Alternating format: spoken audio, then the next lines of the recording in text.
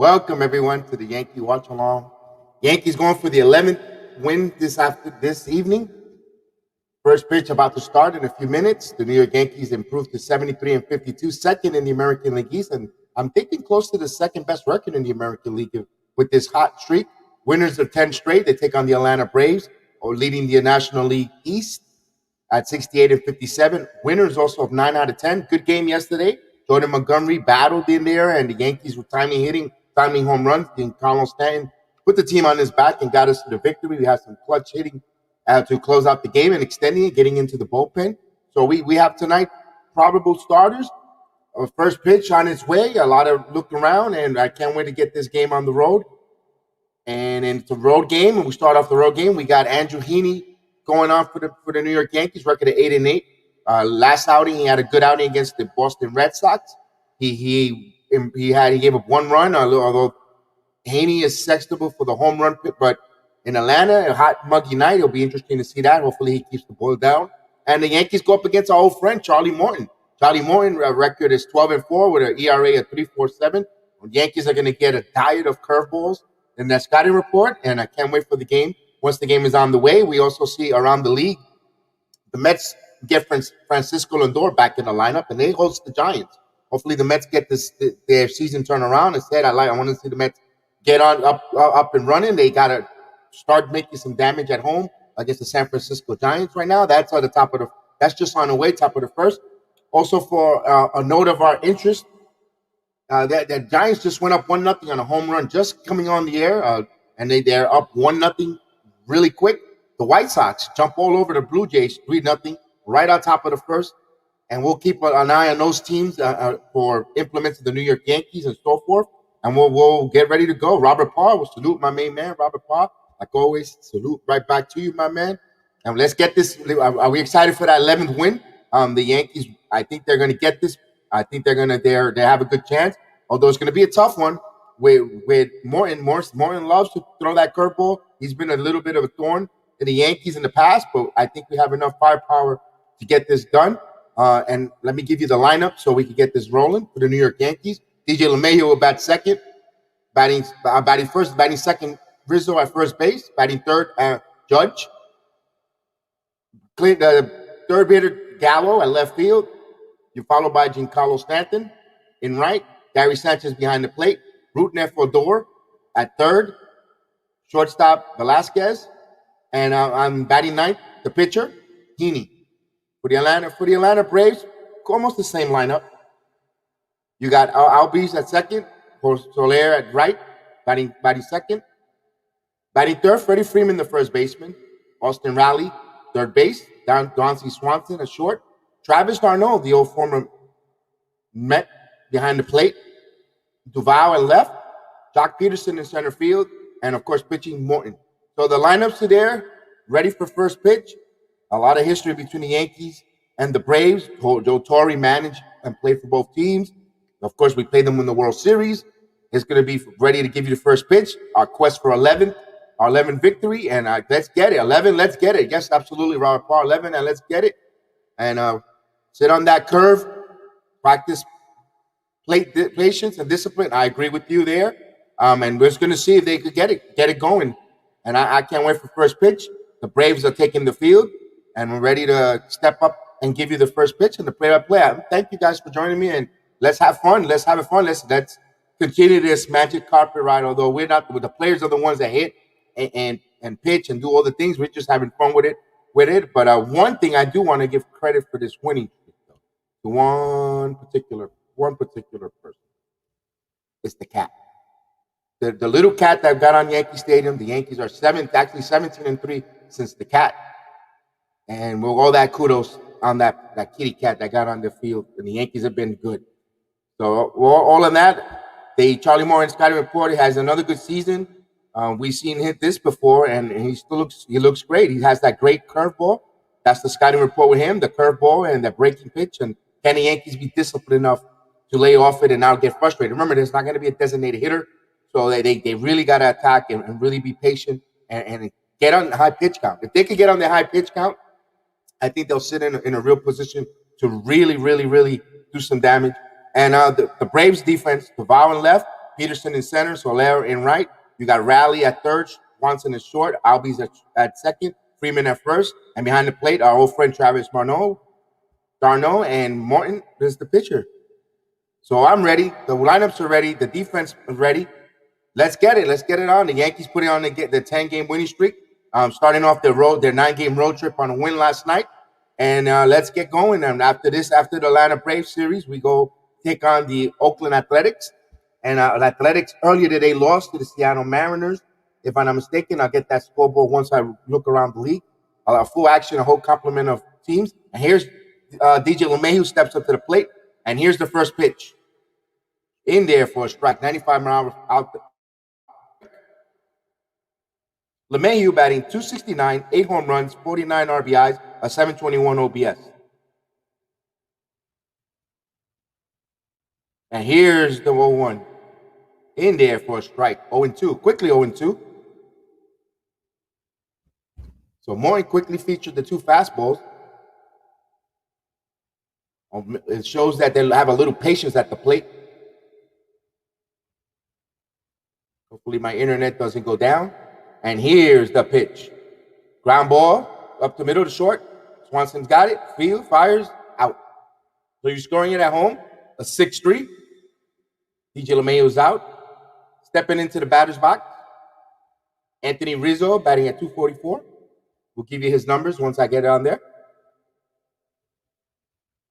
And the New York Yankees go with their big boy package on in the outfield with Stanton in center, Gallo, and Judge.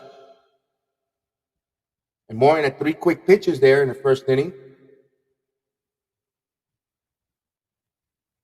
Now the Yankees got a pretty good rested bullpen. Just Loizica pitched 2 innings. Chapman had a quick inning yesterday too, low pitch count. And here's a strike, the first pitch in there for Rizzo. Anthony Rizzo batting at .244, 17 home runs, 49 RBIs, 786 OBS. And Morton looks and deals the 0-1. Swing and foul straight back. Quickly 0-2. So Morton is around the strike zone pretty quick. Delivery on, and the Yankees, they took a couple pitches, but quickly Rizzo swung at the first 2. Then he's down 0-2 on the count. Glad you joined me. Just on the way. Beautiful night in Atlanta. And here's the 0-2 pitch. Curveball, strike 3. That was a beautiful. If he's going to throw the feature of that black door curveball into the strike zone, that's going to be a little bit of an issue for the Yankees. Beautiful, perfect 0-2 pitch. It looks like he was going to tail away, and it tailed right back on there and caught the black. So 2 quick outs. If you're scoring that, Rizzo struck out looking. Here's Aaron Judge, batting .263, got .263. But he's been on fire in the last 16 games. And quickly, here's the first pitch. Foul. He fouled it off. It's 88 degrees in Atlanta, and it feels like 95 degrees with a high humidity at 64%, 54%. Very hot. Atlanta's Hotlanta for a reason, because it's really hot and muggy. It's all out currently here in Orlando, Florida, where the broadcast is from, where I'm from. It's currently raining, extremely heavy downpour. And here's the 0-1 pitch inside.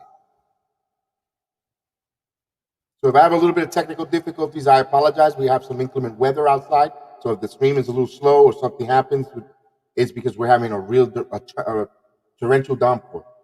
Here's the 1-1. Low, 2 balls and 1 strike.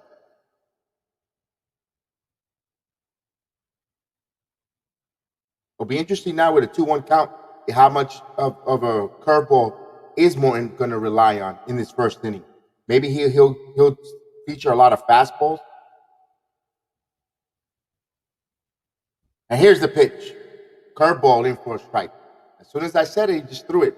2 balls and 2 strikes. Beautiful breaking ball. Boy, that's going to be a problem if he has that type of whipping action on it. It's really going to be a problem for him. So 2 balls, 2 strikes, 2 outs just on the way. Top of the first inning. And here's the 2-2 outside. Full count, runs the count full. 93 mile per hour out of the pitch low. You got Joey Gallo on deck.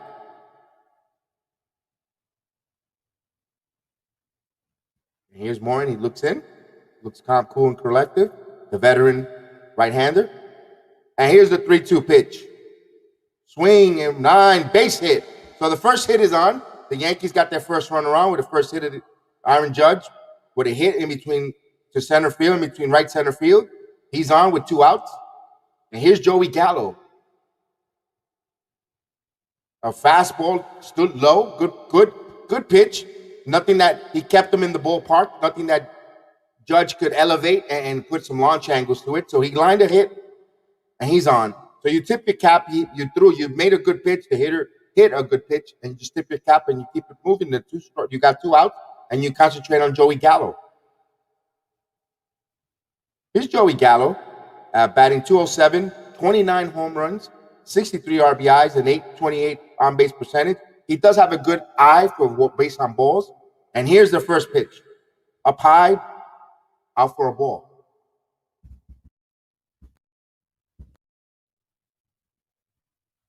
Judge is the runner on first. 2 outs.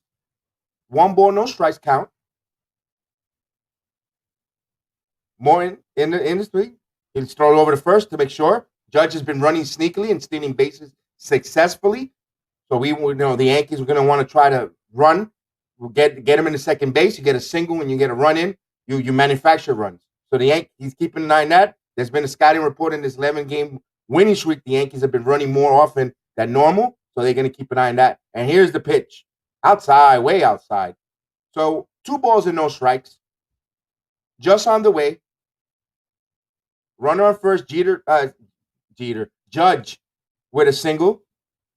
Reached on, and now it's Gallo with a 2-0 count. Like, will he run on a 2-0 count? We'll see. Here's the 2-0 count. In there for a strike breaking ball. Could have been a good pitch to run on. It was a breaking ball. 2 balls and 1 strike, the count. 2 outs. Judge is the runner on first. Got on with a base hit. Here's Gallo in the batter's box. Morton ready to deal. And the 2-1 pitch. Up high. 3-1. 3 balls and 1 strike. It's really close to the borderline up high, but looks like the umpire is not going to give him the high pitch tonight. So 3 balls, 1 strike on Charlie Mortensen. Remember, Mortensen was with the Houston Astros, then the Tampa Bay Rays. Second season with the Braves. And here's the 3-1 pitch. Right on the block, a little low, but umpire called that one full count. 3-2, so Judge will be running on this pitch. One thing good about this inning, despite whatever happens with this at bat, you got Morin's pitch up to 17 pitches. So that's a good thing on this 2-out base hit and this full count with Gallo. So Gallo with a full count. Judge is the runner, and he'll be running on the pitch. Morton ready to deal. Oh, time is called by Travis d'Arnaud. So we'll reset that again, and we'll get ready. The merry-go-round will begin. The runner will be set loose once the pitch is thrown to home. The 3-2 count. You see Judge there talking to Freeman. To All-Star and a 3-2. Swing and foul. Went with the curveball. So we'll do it again. Judge retreats back to first base.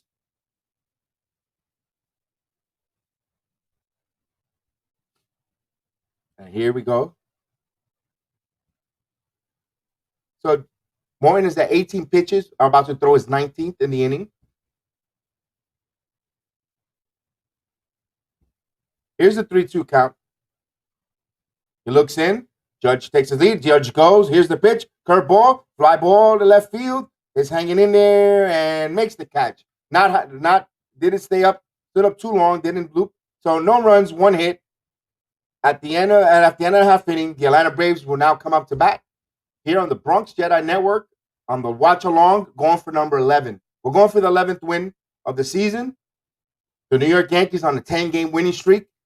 And let's get it. Let's go Yankees. So we see there. We see Morton trying to feature the curveball. Good thing they got him to close to 19 to 20 pitches that inning. So you want to work that pitch count and keep working that pitch count and elevating and putting in a high-level stressful situation. So you want to get back into that Atlanta bullpen again. So we'll keep an eye on that there. and we'll get as Heaney will come and makes his warm up pitches. Heaney's been susceptible for the home run ball, so that's a little bit of concern on me. With him as the starter tonight. Can he keep the ball down? The ball, obviously, it's hot. In Atlanta, it feels like 95 degrees out there. The humidity is at 54%. That's the reason why I keep bringing that. The temperature and humidity is the travel of the ball, especially a fly ball pitcher.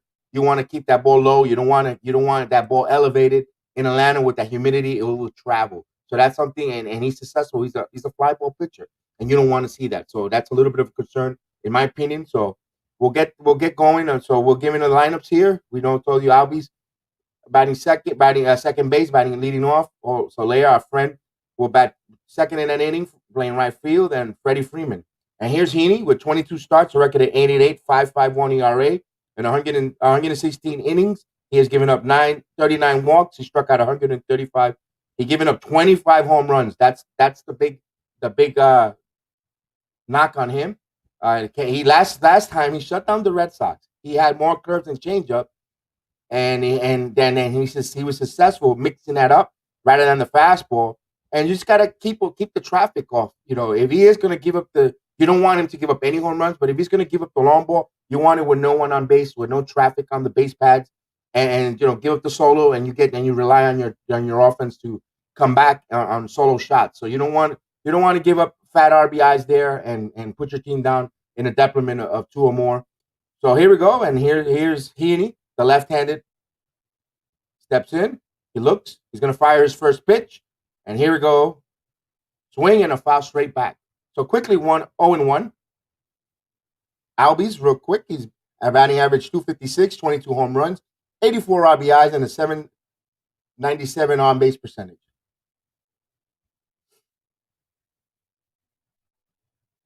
And here's the 0-1 pitch. Ground ball over to Velasquez. Velasquez in the hole. Fires out. So if you're scoring that at home, it's 6-3 on the putout. And quickly, 2 outs. So here's the defense lineup. Gatto in left, Judge in center, Giancarlo standing right. You got Odor at third, shortstop Velasquez, LeMahieu at second, Rizzo at first, Sanchez behind the plate, and Heaney pitching. Pretty much the same exact lineup as last night. Yankees play much more better defensive around, and they're going to get reinforcement soon. And here's the first pitch to Soler. Ground ball to Velasquez again. Got it. In time. Retired. 2 quick outs. Soler jumped on the first pitch.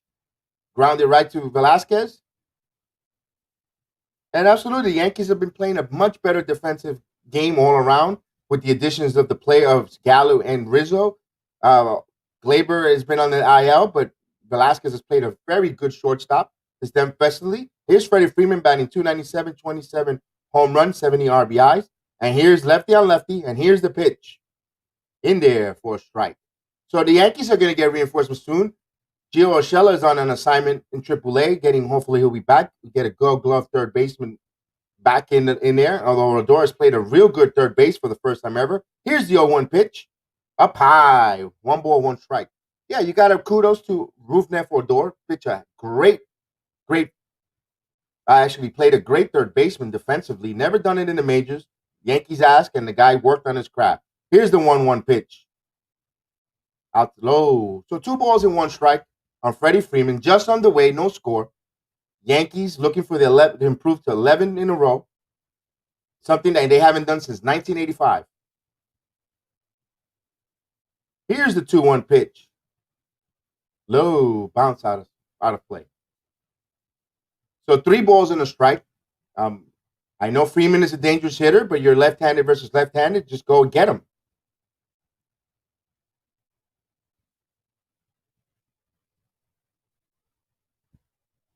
Here's Heaney, and he's ready to fire.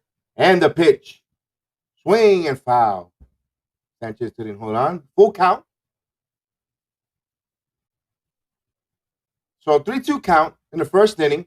2 outs. 2 quick outs for Heaney. The lefty looks in. He gets a sign. He's ready to deal the 3-2 pitch. In there. Ooh, oh, the umpire's not calling the high. He issued the walk. That was right there, up a little, right on the top of the strike zone. Not to the umpire, but on the stat box, it's right in there. So he called it a ball. So base on balls, and stepping in, Austin Riley, batting 296 from the right side with 27 home runs, 76 RBIs, and a 903 on base percentage. So the lefty got running on first. He looks in, and here's the pitch in there for a strike curveball at 77 miles. Beautiful sweeping curveball. Although it's a little dangerous on a right-handed hitter, the way it's coming in on him, he could pull that. So 0-1 pitch. That kind of pitch, I wouldn't want to throw it only on the first pitch, yes, but not anymore. And here's the pitch, inside.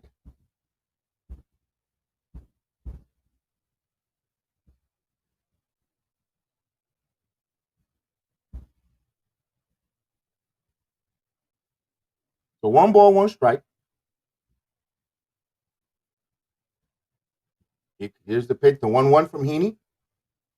Up high, 2-1 strike. You got Freeman on a walk. Just on the way in a beautiful hot Atlanta night.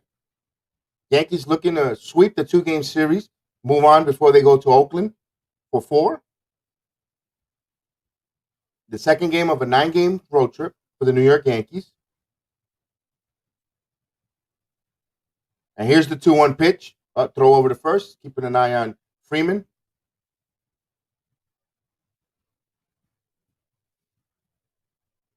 Rizzo speaking to Freeman there. Two great first basemen. National League. They've known each other for quite some time.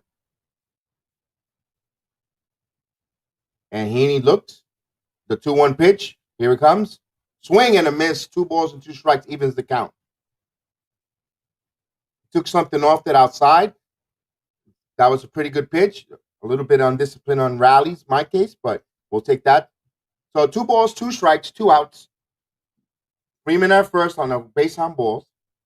Heaney ready to fire. He looks in. He's set. And the 2-2 pitch. Low, gets away. It hit him. So hit batsman. So now you got 2 runners on. After you had a quick 1-2 inning, you had the first 2 guys quickly grounded out. Now Heaney's a little bit of a walk and a hit batsman. So you got traffic now with 2 on, 2 outs. Though the good thing is it's 2 outs. That hit him right on the ankles. Really, just caught him on the back ankle. Oh wow, that's a stinger. I know that hurts. Actually, you get like a burning sensation when you get hit there on your heels. So Swanson's up, batting 267. He homered last night's game. A straightaway center field shot. He has power. He has 25 home runs, 75 RBIs, an 819 on base percentage. So this is a dangerous hitter with runners on, but there's 2 outs. Heaney, he delivers the first pitch, swing and a miss. A fastball on the outside, 92 miles an hour, 0-1 the count. Heaney at 15 pitches. We want to get him under 20. Make sure you get out of this inning. Although the Yankees got a full, pretty much all, besides Loaizic, a pretty rested bullpen. Well, Chapman had a really easy low pitch count, 11 pitch count. 9th inning. And here's the 0-1. Swing and a miss. Sanchez bluffed to throw. Quickly 0-2. So 0-2, you got Freeman at second on a base on balls. Rally at first, but a hit by a pitch. 2 outs. You got Swanson up, a dangerous hitter in Swanson, who homered last night's game. He has 25 plus home runs. This Swanson, former number 1 pick for the Arizona Diamondback. Here's Swanson. Here's the deal. Heaney looks, ready to fire. The 0-2 pitch. Blind ball, line in the gap, and that's a base hit. So they're going to get some runs here. Judge fields. Freeman scores. They're going to send the runner to Rally. Rally hitting in there. A two-run double for Swanson. Atlanta takes a 2-0 lead. Boy, this Heaney. He's his own worst enemy. Andrew Heaney's pitching for us, Rob. Andrew batting practice Heaney. Boy, man. He had a chance to get out of this inning. He had an 0-2 pitch. It was a good pitch. He hung a breaking ball, and a good hitter in Swanson just went and just hung it, and he lined it right back. Nothing fancy, just a line drive, shot into the gap, and the runners were off with 2 outs, and now they're up 2-0 on Heaney's own worst enemy. He walked the Freeman, and he also hit the batter, and now those 2 runs came in. There's a doing of his own caliber, of his own fruition, and the Atlanta Braves take a quick 2-0 lead. Ball inside, and Travis d'Arnaud, our old friend, you remember him from the New York Mets days, and also the Tampa Bay Rays, played very well for the Rays before finding a home with the Atlanta Braves. 1-0 pitch. Here's the pitch. Ground ball. Velasquez, a short, gobbles it up, throws, fire in time. So the inning is over. So 2 runs on just 1 hit, and the Atlanta Braves leave 2-0. Top of the second inning on the Bronx Sports JEDI Network. So Heaney, here it goes. The good, you got the good, the bad, and the ugly with Heaney in that inning. The good, he got 2 quick outs. He was very efficient. He had his pitch count really low. Very quick outs. Less than 3 pitches, he already had 2 outs. He walks Freeman, although that 3-2 pitch is a little questionable. It was, and if you have the strike box, with they show on the broadcasting on either Fox, ESPN, and all the Major League Baseball broadcasts, they have that strike zone. It was a pitch right on the upper.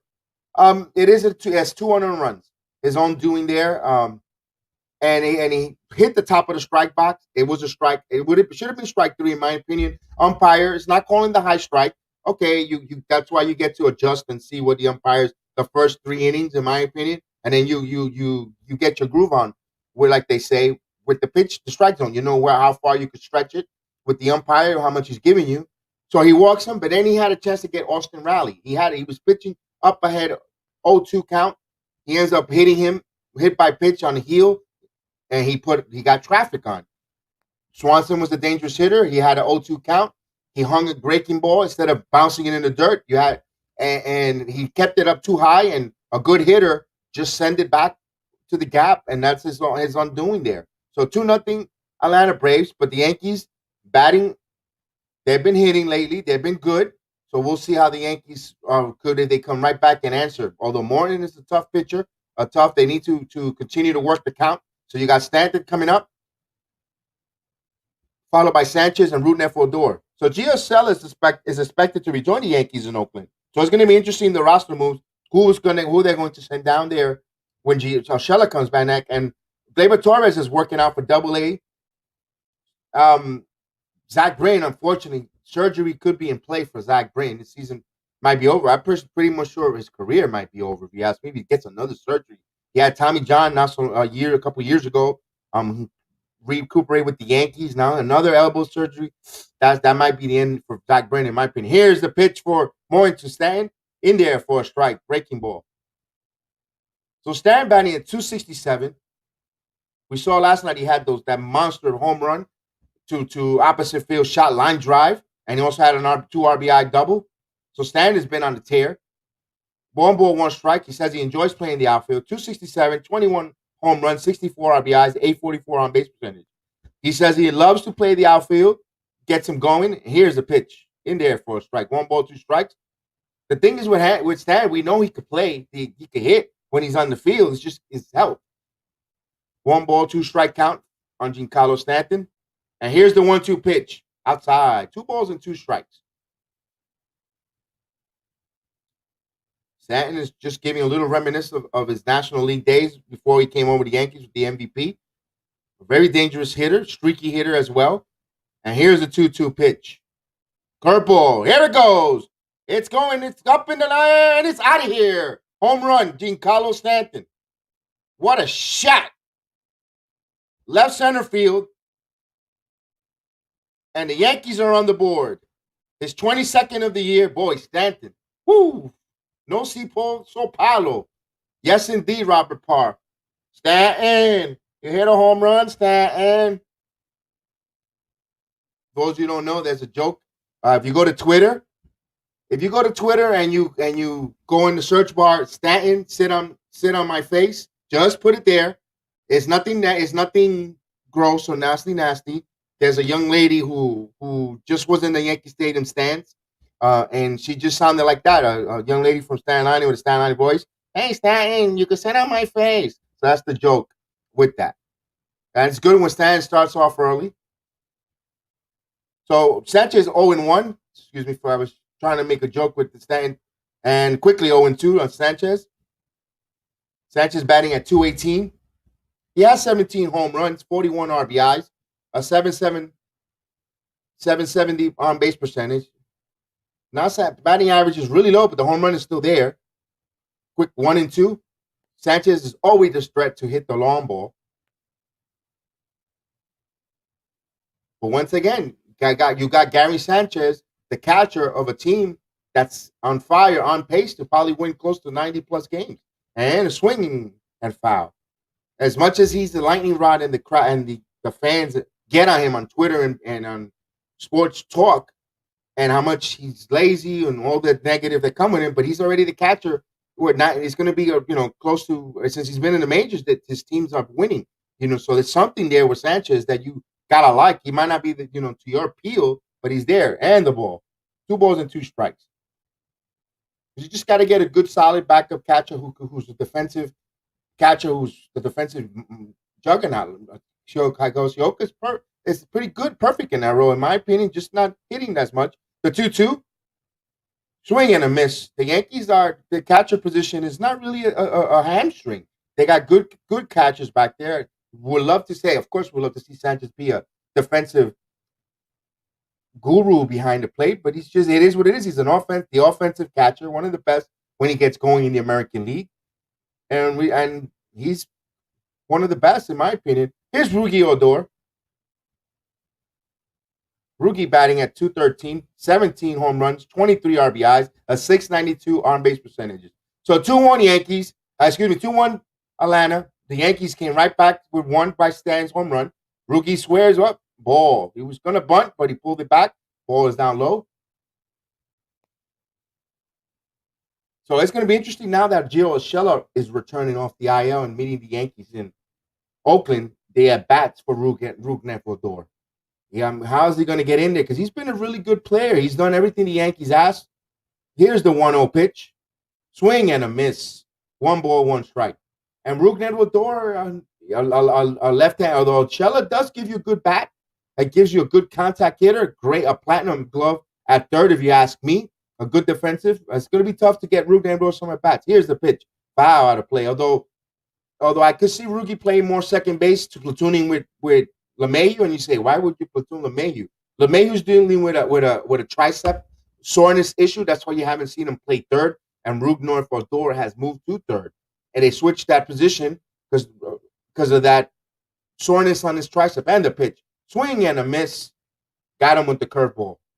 If you're scoring at home, is the K with an S for he swang. K with apostrophe S, swinging.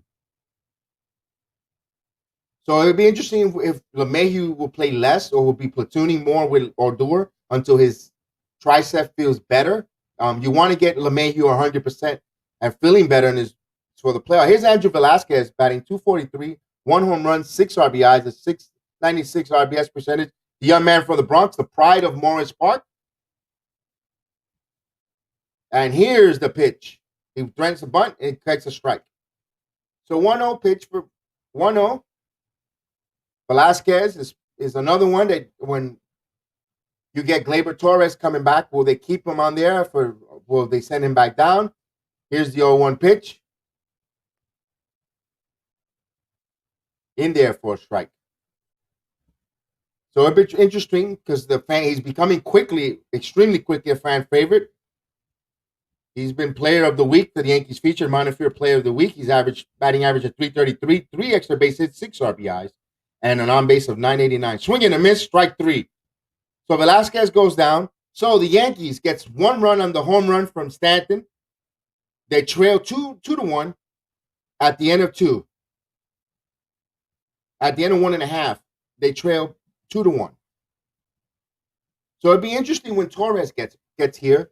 Um, you got to play Torres. Of course, Torres is a better, superior hitter than and Velasquez. But if Torres continues to make errors and continues to not play in the defensive and on the defensive side, and he's giving you a poor performance on the defense, and he's a little bit struggling at the bat, it'll be interesting if the Yankees will do that and sit Torres and just want to play this young man. Yeah, you hate to lose your job or for an injury, but right now, the team is clicking with Velasquez, and man, and the one thing about Velasquez, besides this one, now I didn't want to jinx him, but he doesn't strike out much. He puts the ball in play. He doesn't strike out. Of course, this is a tough pitcher in Morton. Charlie Morton does feature. He strike out a whole Yankee in the American League, the American League Championship Series. If you remember, they're playing the highest level that you could play for, and he had a high strikeout game, close to 12 strikeouts in that championship game. So he is a tough pitcher who features a nasty breaking ball, curveball, and a rookie in Vasquez, haven't seen him before. You give that kid a pass, but the kid rarely swings and misses. He's a contact hitter, and it's going to be tough if Gleyber comes in here and doesn't continue to hit or strikes out a lot and plays plays defensively sloppy. That's an interesting dilemma scenario the Yankees are going to be put in, with Gleyber, because I think Gleyber's strongest position is second base, in my opinion. He's a hell of a second baseman. But now you have a logjam with Rougned Odor, DJ LeMahieu, if you want to put Gleyber, Torres, where are you going to find at bats and playing time for these guys? They're moving around there, so it'll be interesting. I think unfortunately Velasquez will be the odd man out in the topo and will be sent back down. He has options to be sent down back to AAA. But when they expand the rosters, there's another. They remember they're only going to expand the rosters to 28 players. It's not like in the past they could bring 40 man up and play them there. Their baseball has limited that. It'll be interesting if they bring Velasquez and bring him on and put him there. And give Torres defensive and have Velasquez come in as a defensive replacement. Later down the road, and occasionally give Torres some time off at short. It's a good problem to have if you're the New York Yankees going forward. But definitely, if you want your best defensive shortstop out there in a nutshell. So here comes Heaney. He's at 19 pitches. He's gonna be his second inning of work. You got Duval coming in at batting, averaging 224. Heaney's gonna throw the first pitch of the inning, and here goes in there for a strike, right on the black, 92 mile an hour, four seamer. Okay, Duval's number 224, 27 home runs, 86 RBIs, a 756 on base percentage. Right-handed hitter. Heaney deals the 0-1 pitch. Low, 1 ball, 1 strike. The Mets are trailing 3-1, 3-0 in the top of the third inning against the San Francisco Giants. Boy, man, I try to get that watch along for the Mets going with the Dodgers, but they're back home. They should be taking care of business at home. Here's the 1-1. Swing and a miss. 1 ball, 2 strikes. I thought of alternating to do a Mets broadcast, but I did the Mets Sunday, Yankees today, but the Yankees are on a winning streak. They haven't done since 1985. Go for the tie 11 in a row. So the 1 ball, 2 strikes. Here's the 1-2 up high. 2 balls and 2 strikes. So I put the priority over the Yankees, of course, because of course I love the Yankees. So all even at 2-2.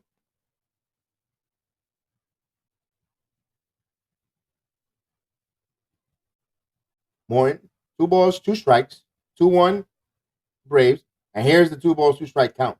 Swing and a miss. Struck him out swinging. KS.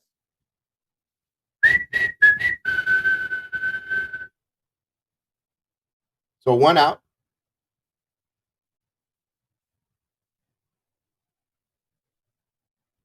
Pretty good fastball. Just challenged him. 4-seamer. Right down Broadway. So here's Jock Peterson, J.C. Peterson. He's at 239 average. Stepping in, lefty on lefty. And here's the pitch. In there for a strike. That's the same pitch he threw to Freeman. He called it a strike. So Peterson at 239, 15 home runs, 54 RBIs, a 736, a really good center fielder.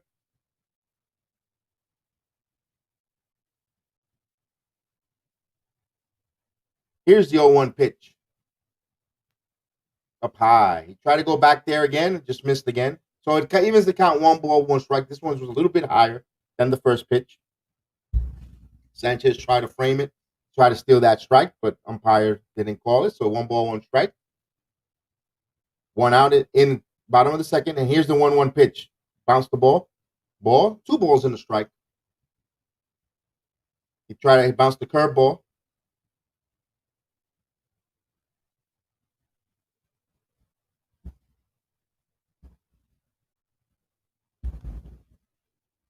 So 2 balls, 1 strike. And here's the 2-1 pitch. Inside. So it's 3 balls in a strike.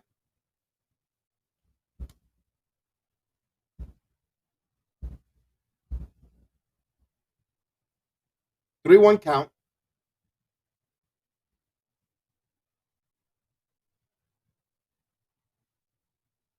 And here's the 3-1 pitch.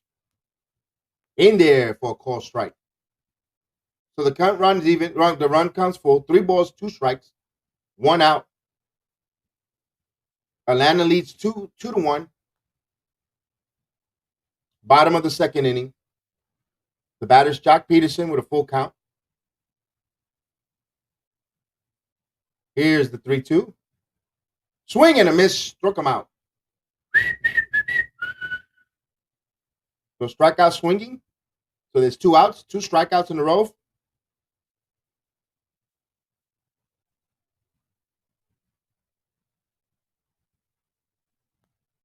They're showing the highlights of Ronnie Acuna getting injured. He's out for the season with his knee buckled.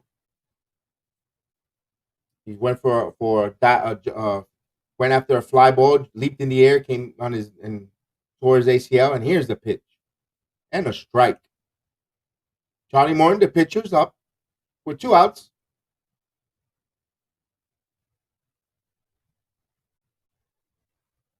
Morton having a conversation with the umpire, didn't like where that was called strike. So the 0-1 pitch. Nope, outside. 1 ball, 1 strike.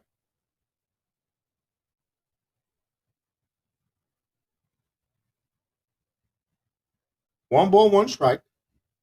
There are 2 outs, no one on.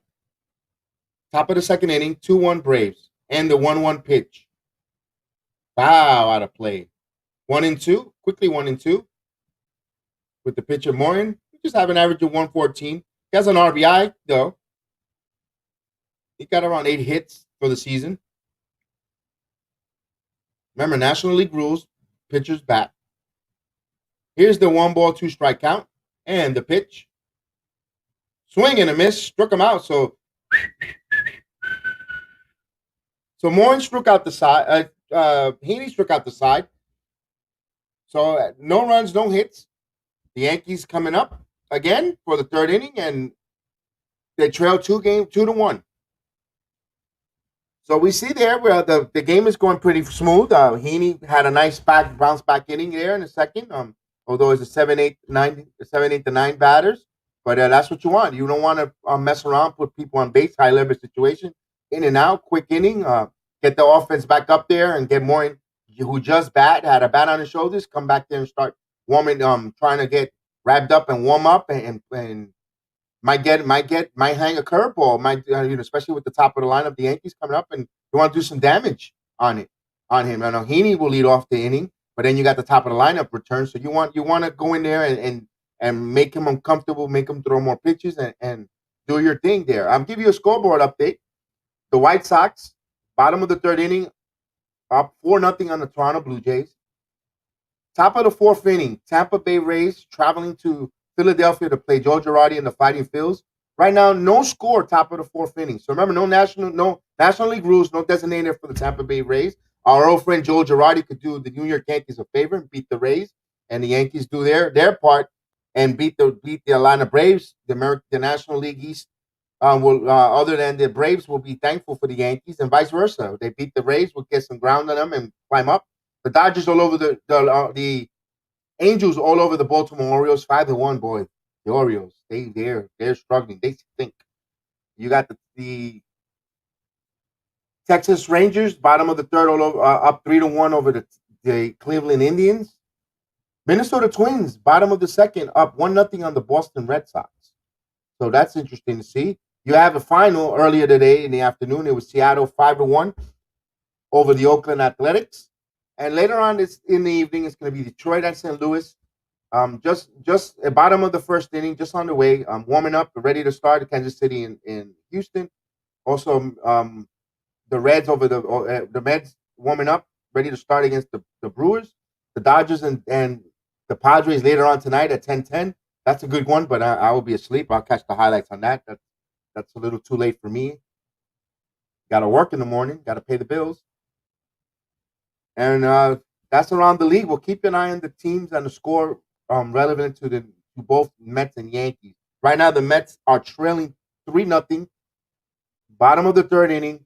They just started the third inning. McNeil up at bat. Lindor's back in the lineup. So you got Javi Baez, Lindor. You got McNeil at third, I'm assuming. And here's the Andrew Heaney, quickly 0-2.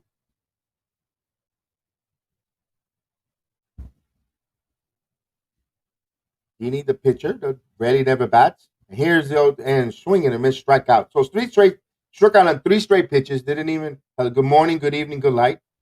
Didn't even take the bat off his shoulders. So 1 out. Boy, it's time for the National League to say goodbye to the pitchers batting. Say hello to embrace the designated hitter, because this is just a waste of pitches, a waste of an out. The pitchers don't want to bat. They don't want to swing. They don't want to get obliques. They don't want to get injured. Just get rid of the pitcher batting. Here's DJ LeMahieu, 0-for-1, first time up, and the pitch, bouncing ball, foul. On a cutter.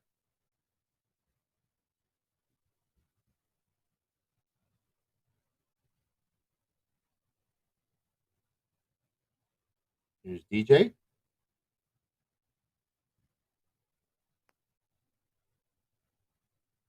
He's ready to look. The 0-1 pitch. Curveball in there for a strike. Quickly 0-2. So Morton is pitching quickly, fast, efficient in the strike zone. This game, 42 pitches already for Morton, though. Top of the third inning. They're showing Brett Gardner, who's celebrating his 38th birthday today. And here's the 0-2 pitch. Swing and a miss, struck him out with a fastball low. Fouled it into the glove. So quickly, 2 quick outs. Stepping in, Anthony Rizzo will come in.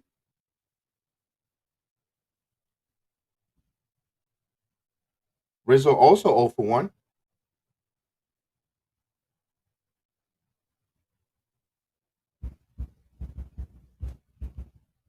(2-1) Atlanta Braves.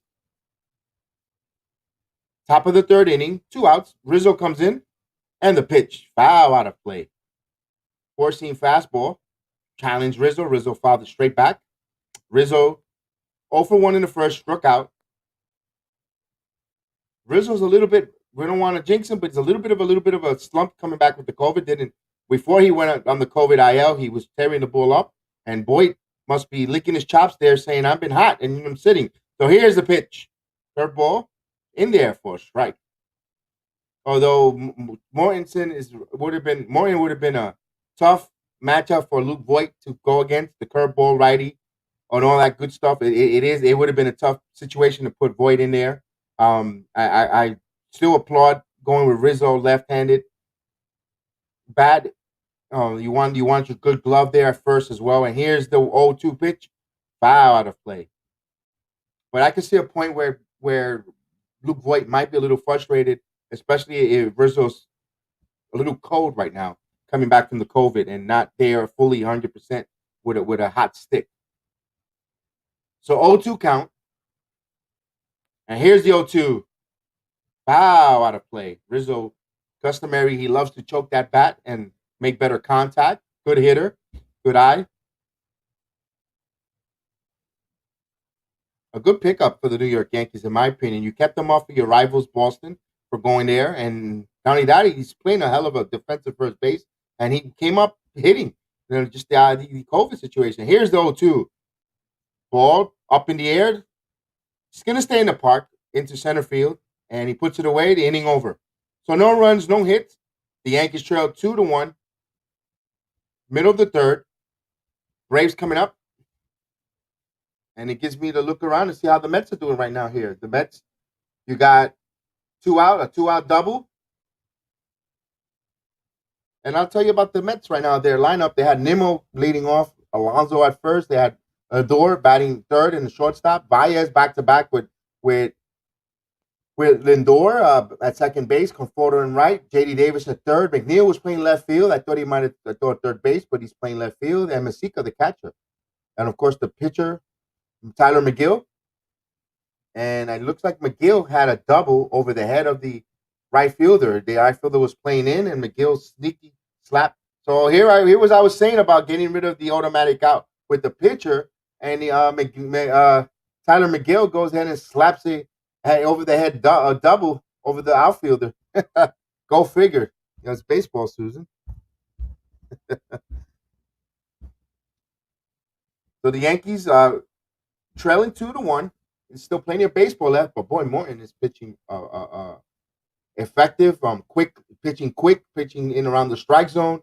The Yankee hitters a little bit off balance because they're getting the fat. He's been featuring a good fastball tonight, and of course the breaking ball is phenomenal. But he's not fastball. He's not breaking ball, curveball heavy tonight. He's mixing good way of mixing his fastballs in there and keeping the Yankee off balance there. But although a little bit high of a pitch count, which is it favors the New York Yankees, you got a high pitch count on Heaney, and we'll see how long he can last there. And remember, the Yankees got a pretty good bullpen, complementary of bullpen arms. I don't think we'll see Loizica. I think Loizica pitched almost 2 innings, and I don't think they'll use him again. But you got Chad Green. Chapman didn't throw too much either. You got Abreu. You got other independent that they could use and be able to go, have arms there. And then we'll see. That's 2-1 right now. Heaney give us good 6 innings, good quality 5 and 2/3 innings. The Yankees will sign up for that if they could get that from him. 2-1. He's been pitching well as well, except for that hiccup from his own doing. But here's the bottom of the third. Here's Albies, and here's the pitch. Swing, popped up. Stanton makes the catch. So 2 pitch in the inning and an out. Actually, 1 pitch, 1 out. That's what you want to see. These guys both pitchers are pitching quick, decisive. And here's Soler, who also swung at the first pitch, his first time up, and grounded to the short. Soler's 0 for 1, grounded out. He's batting .205, 18 home runs, 47 RBIs, 701 OBS. He's got power. We've seen him before with hitting home runs, and here's the pitch in there for a strike. 0-1 count. 2-1 Braves. Bottom of the third inning. Here's the 0-1 pitch. Inside. 1 ball, 1 strike, evens the count. Four-seam fastball ran too much inside.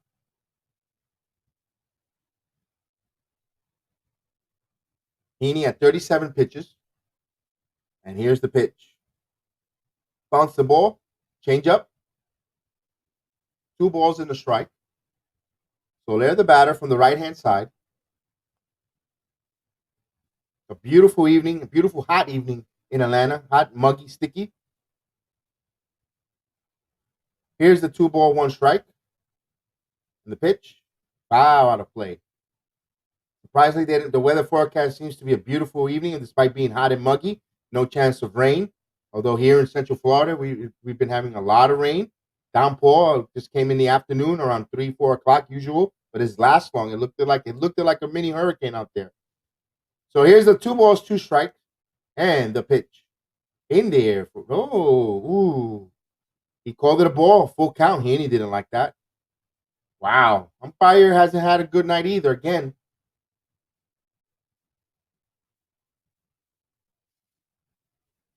Full count. And here's the full 3-2 pitch. Ground ball to Rougned Odor. Fields fires in time. So he was scoring at home. It's 5-3. So quickly 2 outs. And here comes Freddie Freeman. Freeman was part of that 2-out, 2-run scoring frenzy of Heaney's own doing. He walked him on a questionable 3-2 pitch. He came around to score later on in that later after the hit batsman. So Heaney wants to right his ship from the first inning and lefty on lefty. Here comes Freeman with a walk. And here's the pitch. Popped up, swung at the first pitch, hung a curveball, got away with it. Woo, Rizzo makes the catch. They were converging there, and Rizzo. So the inning is over. A quick inning. No runs, no hits. The Yankees still trail 2-1. End of the third on the Bronx Sports JEDI Watch Along, Look Along. Thank you guys for joining me, for listening, and allowing me to help the Yankees trying to get that 11 straight in a row and entertaining you this beautiful Tuesday evening, the 24th day of August. There's like 37, 36, roughly 35, 37 games left in the season for both the New York and the baseball season. Can the Yankees continue this hot winning August into propel them into September, and now try to count the numbers down? If you could get into Labor Day, Memorial Day weekend, Labor Day weekend, with a lead of in the second wild card of 4 games, you should be in good shape to at least try to stamp your card into the postseason. But the Yankees are not looking into the wild card now. They're just 4 games out from the Tampa Bay Rays. Tampa Bay Rays are playing the Philadelphia Phillies, and right now, bottom of the 4th, Tampa's up 1-0 on the Phillies. Now, if the Philadelphia Phillies could do some damage and knock on the door here and win a couple games against the Rays, and the Yankees continue winning, make the Tampa Bay Rays see that lead shrink and put a little pressure on the Rays.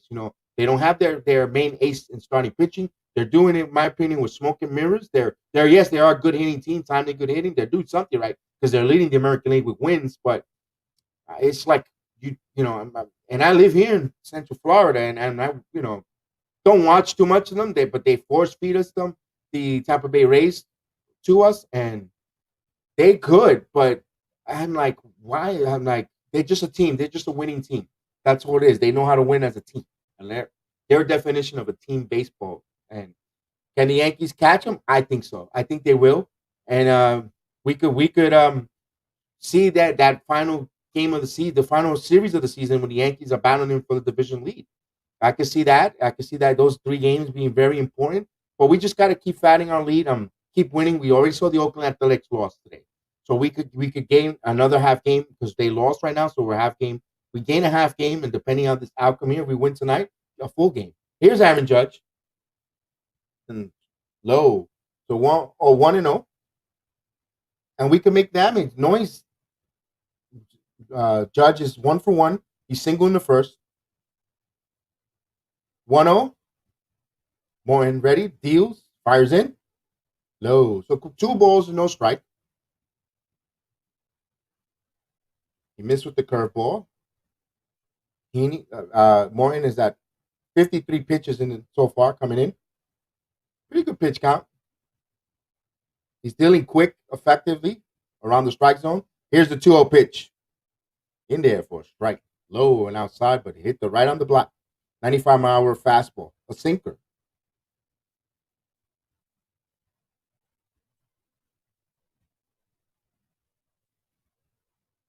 Here's the 2-1 pitch. Bounce the ball.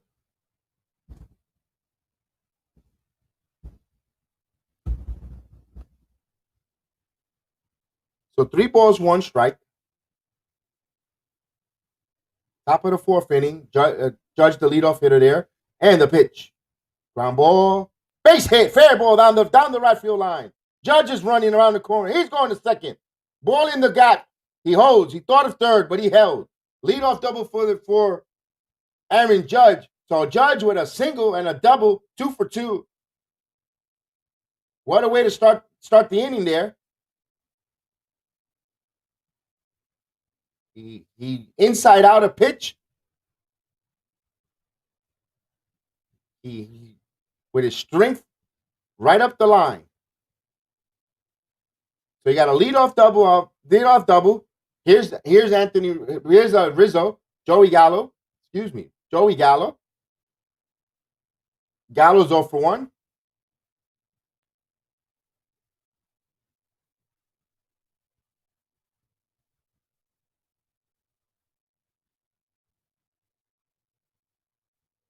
And here's the pitch to Gallo. Outside, way outside. Almost threw the ball away. 1-0.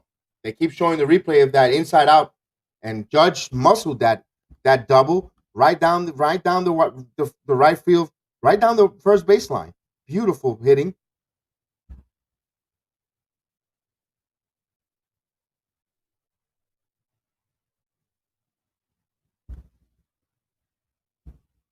And the pitch, swing and a miss. Evens the count at 1-1.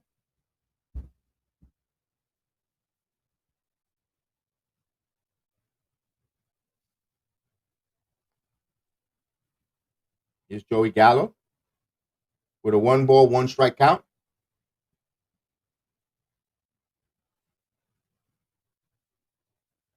He steps off the rubber. We'll reset. Judge is on second with a leadoff double.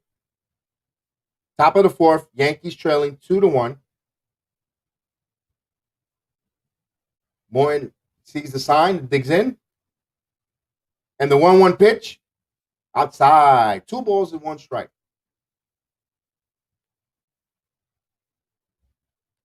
You could tell it's a hot, humid night in Atlanta. They keep going to the rousing. You can see the sweat around their wrists, their necks. Here's Gallo. He has a 2 balls and 1 strike count. Morin looks like he's going to go to curveball and the pitch. And breaking ball. Curveball foul. I called the curveball because he went to the rosin. He went to the rosin to get a better grip on it. So it's 2 balls, 2 strikes. Judge on second with a leadoff double. Top of the fourth inning. Yankees trail 2-1. Here's Morin looking in. Be interesting if he challenges with a fastball away. 2 balls, 2 strike count. And the pitch. Fastball in there. Strike 3. Boy, Gallo, you got to swing that bat, my man. You got to do something to move that runner. Manufacture runs here, guys. You just took it, that fastball. 95 miles an hour, straight down the middle. Wow. That's a tough one. Caught looking. Strikeout, caught looking. Here's Giancarlo Stanton, who homered last time up. He's 1 for 1. He had a home run shot to left field. It'll be interesting what Morton will do. Throw him here. Here's the pitch to Stan. Ground ball. Slow chop to third. He's throwing in field. He fires in time. Now see, now there's 2 outs. If Gallo makes contact and got in that and moved Judge over to third, now Stanton would have got an RBI here. You manufacture runs, but you can't go up there swinging and missing and not. There's productive outs. Yes, you're not going to get a hit every time up on the in your at bat, but you got to be a smart, productive hitter. You move the ball, you move the guys. You're left-handed versus you got a conventional right-handed pitcher. You're a lefty. You pull the ball. Make contact. That's why you need contact hitters on your team. A balance of it for this exact reason. This game could have been tied. Now you can need a 2-out hit from Sanchez to tie the game up. Sanchez coming in 0 for 1, his first time up. And the pitch. Ground ball foul. Sanchez hacking on a sinker.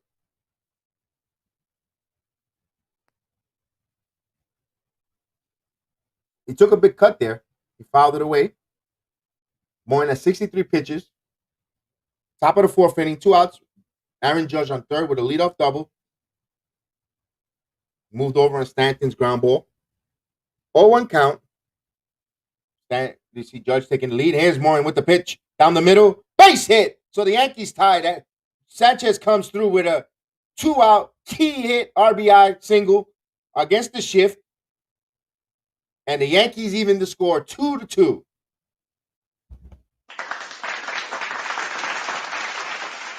Yes, indeed. Yes, indeed, Sanchez.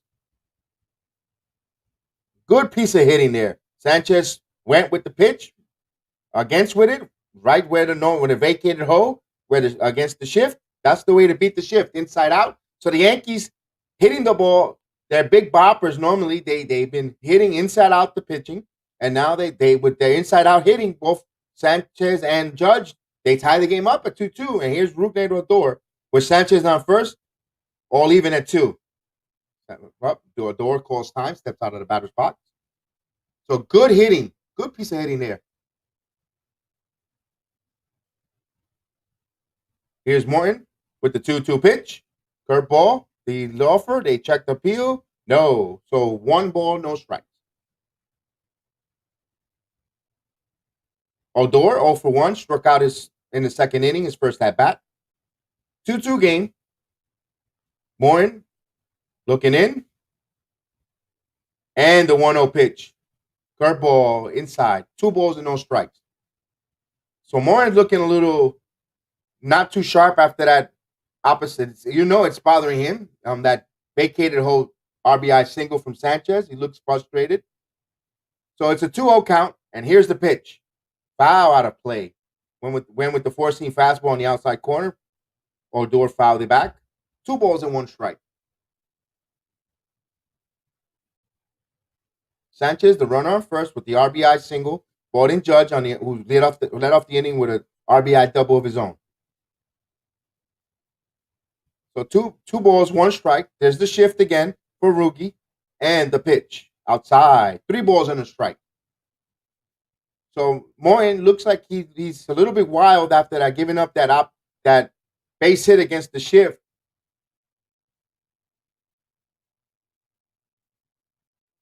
He's looking in. He's ready to deal the 3-1 pitch. Ground ball into the shift. And inning over. So the Yankees get 1 run on 2 hits. And they tie the game at 2-2, heading into the bottom of their 4th inning. So the Yankees, you see, they got good fortune there. They inside out with Judge with that double right down the first base line, right on there. And he had legged it. He was so strong that the ball carried all the way to the corner. He legged out that double. Although I was knocking Joey Galloway for the strikeout when you have a runner on second, not to move the runner over when you're left-handed batter going against a righty. Although it's a tough right-handed pitcher, but you still got to make contact and try to pull the ball. That's when you want to be pull happy. He swung on a strike that he called right down the middle. But Stanton put the ball on play, which is nice to see. Good to see. There wasn't a back-to-back strikeout situation. You move Judge to third, and good things happen. Sanchez had that shift on, and he just went. He got a good ball. He inside out one of his own, and a pitch, and he hit it right at a second where this normal second baseman will be, and he gets himself an RBI double. And kudos to that. And 2-out situational hitting. Boy, that's what makes these hitting streaks last. And you get winning baseball when you get the 2 outs hits. Keep the chain, the line moving and everyone do their job and their assignments. And Gallo's just gotta be able to put bat on ball. It'll be interesting in the future, and when in a playoff, will they drop Gallo down the batting order and put someone with contact up there? Who knows? We'll see that. Remember, we still got Joey Gallo for another year with the Yankees. And I'm not saying he's not good. He's a good player, solid player. You know what you're going to get with him, but he's got to make a conscious effort to make contact on those situations. Better high IQ situational hitting, in my opinion. But hey, we'll see how that progressive, and he'll get more as he gets more comfortable. He'll get into winning way. Winning does a lot of things and put people in better position. Boy, the Mets, yikes! They come home at a nice last road victory, and Alonso just butchered a ball to him. The Mets are down 6-0, top of the 4th inning. They already surrendered 11 hits. Alonso just made a key error there, but it looks like they're going to call a hit, home cooking. But oof, the one thing that designated hitter will really be needed for the National League, especially for the Mets. You put Alonso in at DH, and you have Dominic Smith play a better first baseman. But good news for the Yankee fans: the Philadelphia Phillies tied Tampa Bay 1-1, top of the 5th inning. And here's Heaney with a 2-2 game, a fresh start, ball outside. So a new game now, bottom of the fourth. Here's Austin Riley, who was hit by a pitch and came in and scored on a run in that first inning. His second time at bat against Heaney. Here's the 1-0 pitch, and he deals. Foul out of play. So the Yankees are tied at 2-2. Bottom of the fourth inning. 1 ball, 1 strike count. Heaney at 44 pitches currently right now. And Austin Riley, the hitter. Austin Riley hitting from the right side. And here's the 1-1. Foul, straight back. So 1 ball, 2 strikes. Heaney, despite the fact that with the hit batsman and gave up the 2 unearned runs, he's been around the plate. He's been pitching well.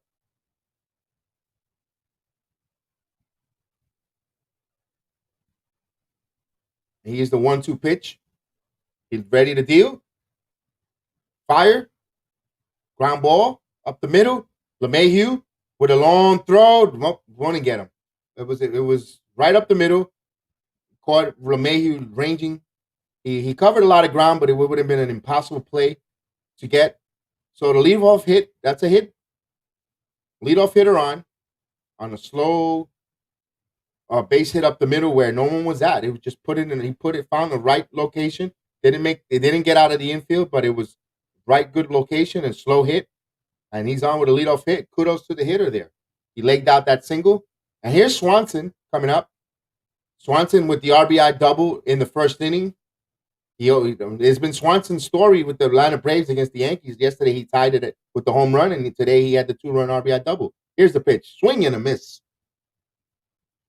0-1.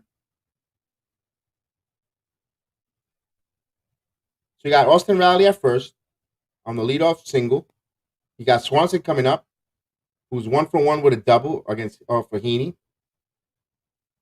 Yankees just tied the game up in their bat for the inning. And here's the 1-0. Low, 1 ball, 1 strike. Change up low.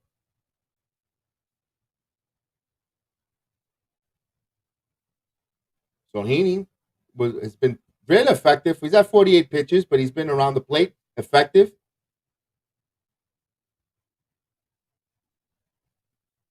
New game here.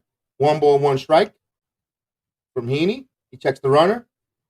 And here's the pitch. Pop foul out of play. He went with a 4-seam fastball, challenged him, and he fouled it straight back. So 1 ball, 2 strike count. Bottom of the fourth inning, all even at 2 apiece.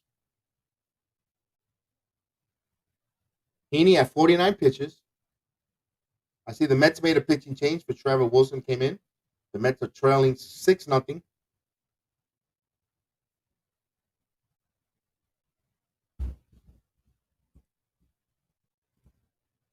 And here's the 1-2 pitch.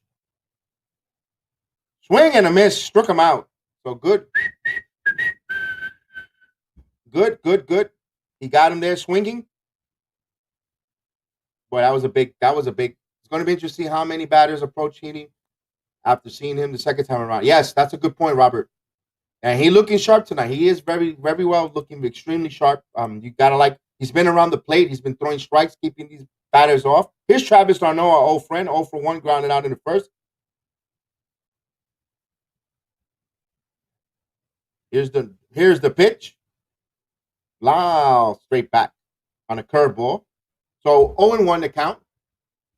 He's getting a lot of fouling. They're fouling his balls off, which is a good thing. You get quick strikes. So 0-1. Rallies the runner on first.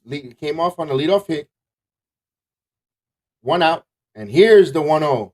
Outside. 1 ball, 1 strike. He went with the 4-seam.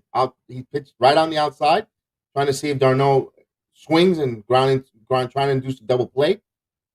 So 1 ball, 1 strike count.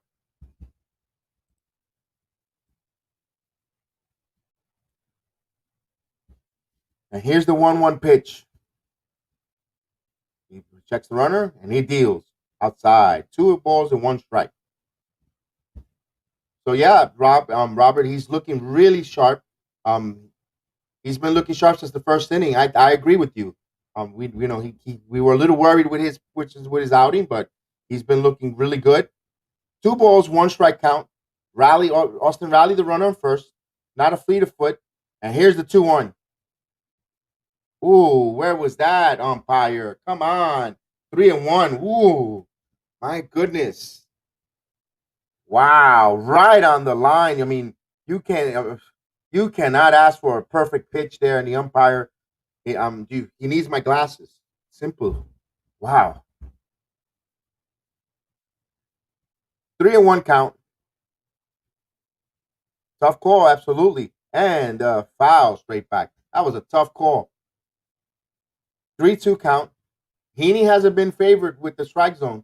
I think he's had Freeman struck out on that 3-2 pitch in the first inning.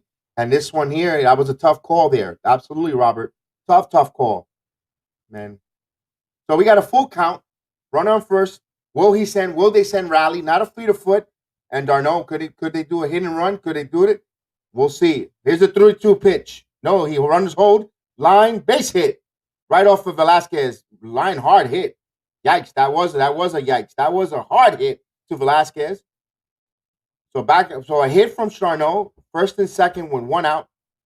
Atlanta's got something cooking here.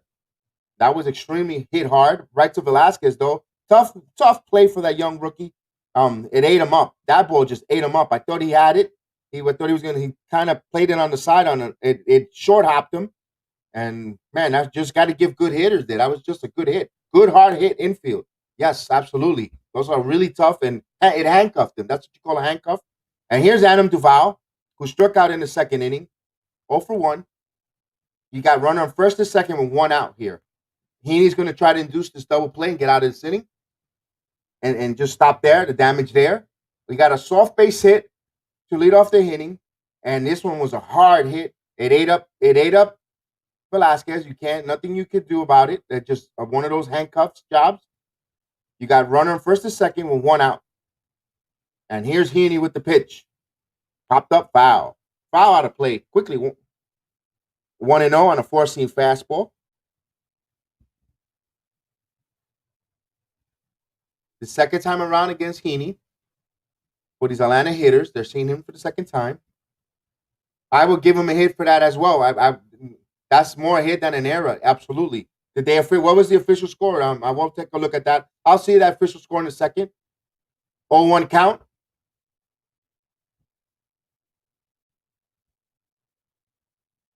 And here's the pitch. In there for a strike. Quickly 0-2. So Heaney's been around the plate. Other than that, the first inning when a questionable 3-2 pitch and a hit batsman, they called it a hit. Very, very good, very good. It is a hit. That's a good handcuff hit. You can't. If that would have been a tremendous play, would have came up with it. That would have been on ESPN highlight reel. And here's the 0-2 play of the night on the MLB show. Here's the 0-2. And he deals up high. A waste pitch up high. 1 ball, 2 strikes. Changing the eye view of the hitter. To set him something low and away to try to induce a double play ball. That's called a purpose pitch. Heaney speaking to the umpire and wanted to know. He didn't call it a strike, but I guess he wanted to see where that was. 1 ball, 2 strikes. You got runner on first and second. The runner, Riley at first. Darno at second. Both reach on 2 singles. And here's the 1-2 pitch. Outside. Change up away. Extremely outside. So 2 balls, 2 strikes. Heaney currently working at his 60th pitch of the inning on a hot Atlanta muggy night. Bullpen starting to stir. You got Abreu warming up.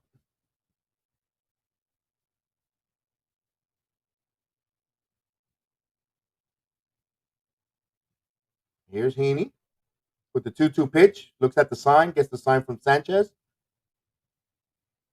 He's ready to look at the runners. Checks the runners. And here's the 2-2 pitch. Inside. Full count. Count goes full. 3-2. He ran that 4-seamer inside. Almost hit him. So full count. Heaney had 25 balls and 36 strikes. Now, let me ask this question. Do you think the Atlanta will start the runners here and put some pressure on the Yankees? They've been playing good defense, but you start the runners to to with one out. You could kind of run yourself out and struck them out, throw them out, double play. But it'll be interesting to see if the Atlanta Braves will dare. But I think they'll hold the runners. They're not fleet of foot there. And the 3-2 pitch, line ball foul. They runners held, didn't go. Try to stay out. Try to stay out of that double play there. I'm loving the bullpen depth currently. What we're having with big arms coming back, Herman, Kluber, and Severino. Yeah, Robert, they that's a good bullpen there. Especially with the young kids that we bringing up, that we have there, and you're always just going to keep strengthening the pitching staff. So it's a 3-2 count, one out, runner on first and second, and the 3-2 popped up. Would it stay in the ballpark? And Rizzo makes the catch, stood in foul territory. Yes, but our defense is on point. Our defense is extremely well, playing well. Judge, those that don't know, Aaron Judge, when he came up from the minors, he was the center fielder. The Yankees just moved him into right in the corner outfield due to his height, his arm strength. He came up as a center fielder. He is a good defensive center fielder, but you really don't want to use him in the majors there. You're using him in this situation, but he's more than capable. He is comfortable in center field. So that's why you see a lot of good plays with him currently with the Yankees so far. So we got a pitching visit from Mac Blake. They just want to go over. That's a good mound visit. You almost out of the inning with, you got 2 outs. You got still base runners there. You want to go over the scouting reports and go over how to attack and Peterson, because Peterson is an important out. Or if you want to walk Peterson and force the Braves to go against Morton. So it might but you want to you got to throw strikes if you're going to walk the bases loaded and go against the pitcher. So it'll be interesting to see the strategy here, what the Yankees are going to do. Maybe that was the conference on the mound to see how they're going to attack. If they're going to walk Peterson intentionally and pitch to Morrison with 2 outs. That's a strategy, but it's a left-handed on the left-handed Peterson. Because if you get him out here, starting the 5th, you got another out with the pitcher. So I see that point of view. And here's the pitch. They're going to go to pitch again, and it's a ball. Wow, where was that at? That was right there. Wow. So they are going to go after Peterson, or maybe they'll pitch carefully around him to see if they could have him swing out and be undisciplined. So it's 1 ball, no strikes. Lefty on lefty. Game tied at 2-2. Runner on first and second. And here's the 1-0 pitch. Upstairs, up high. So it looks like it's going to be an unofficial walk. 2-0 hasn't given him anything really to hit. And why would you in a situation when you got to pitch the pitcher? It says Kluber's going to need some more rehab stops. I'm going by the numbers from his last rehab stop. I agree. He's currently doing that. I think he'll be here by September, the first weekend of September. I think Kluber will be here on the mound for the Yankees. And a 2-0 pitch in there for a strike. Beautiful curveball. Hit the outside corner, in there for a strike. 2 balls and 1 strike. The only thing that Peterson could have done is a weak ground ball if he would have swung at that. Heaney's on his 24th, going to throw his 25th pitch of the inning. High leverage pitch count this inning. 2 balls and 1 strike. And a 2-1 pitch. Swing and a miss. 2 balls and 2 strikes. He threw the 4-seam fastball away. Got him. And October is right around the corner. Absolutely. You're already starting to see the pumpkin lattes, pumpkin this, pumpkin that. October is around the corner. That's Yankee season. That's Yankee season, in my opinion, once October comes. The 2 balls, 2 strike count. And the 2-2 pitch. Almost hit him. Did it hit him?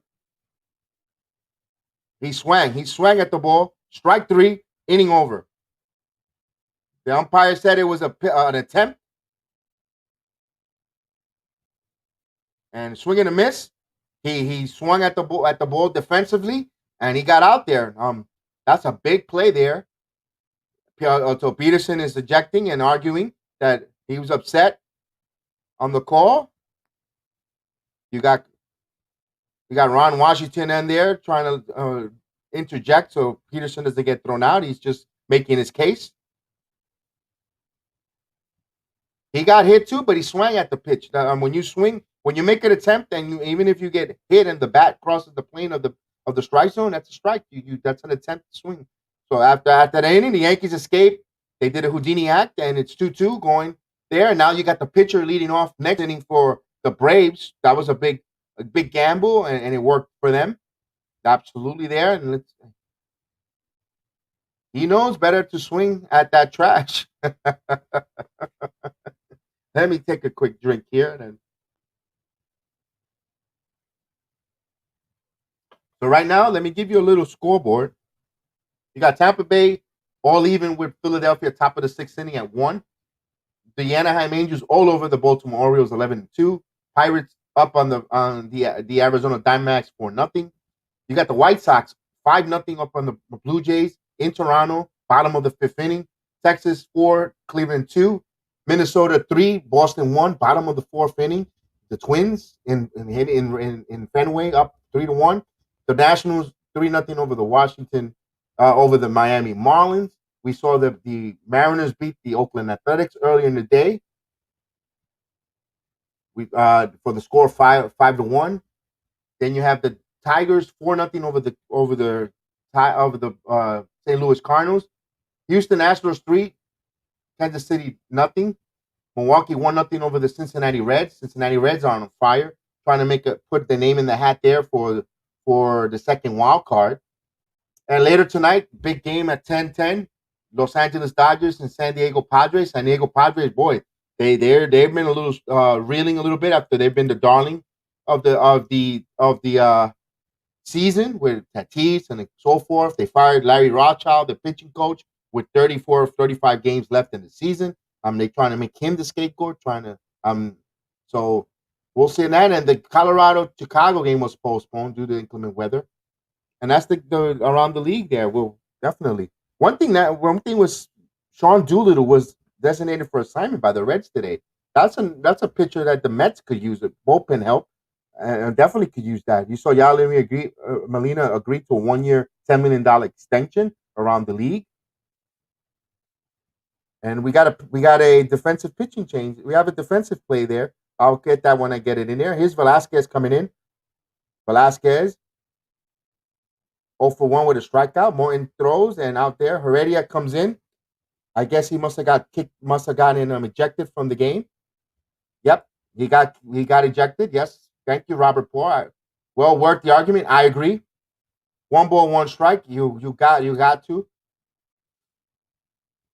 I was surprised that they went with Heredia, lefty versus lefty. They didn't bring in Heredia. They went with Jock Peterson. They could have brought Jock Peterson in for defensive replacement, but they went this route. And the 1-1. 5 out of play. So 1 ball, 2 strikes. Last time out, totally fooled Velasquez. He struck him out. The kid rarely strikes out. It'll be interesting to see if he strikes out 2 in a row. The kid puts a lot of bat on ball. Switch hitting Velasquez, by the way. He's in from the left side. And the 1-2.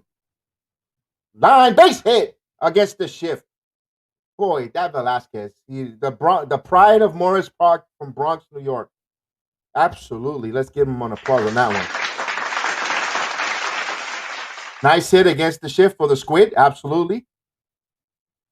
Peterson, they're showing the replay of Peterson. He swung. And the ball, when he swung, he hit his hand. So Velasquez is on with a leadoff single against the shift, where the third in between the hole, where between third and short will be.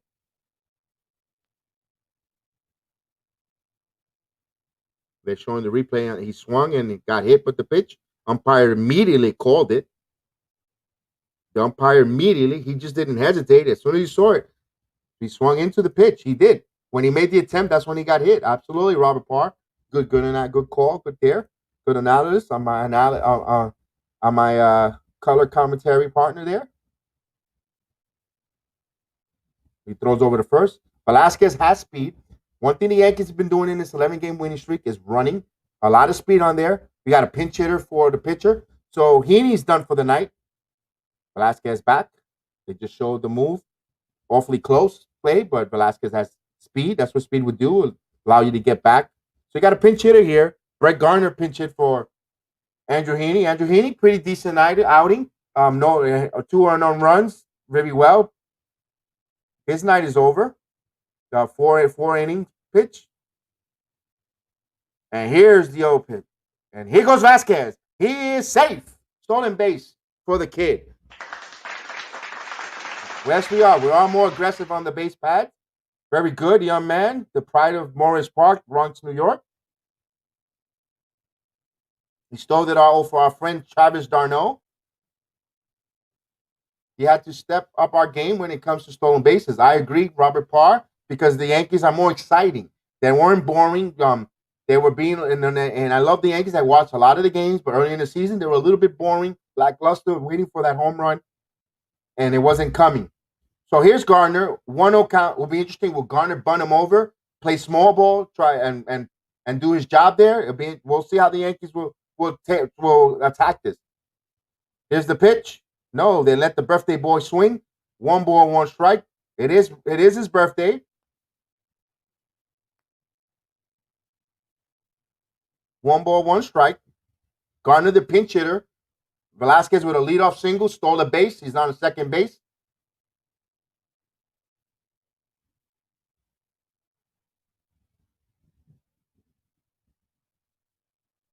One ball, 1 strike. And the pitch. Inside, almost hit him. 2 balls and a strike. Morin has 74 pitches. About to throw his 74th pitch.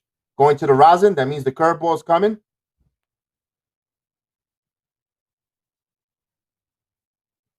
Velasquez, the runner on second with plenty of speed there.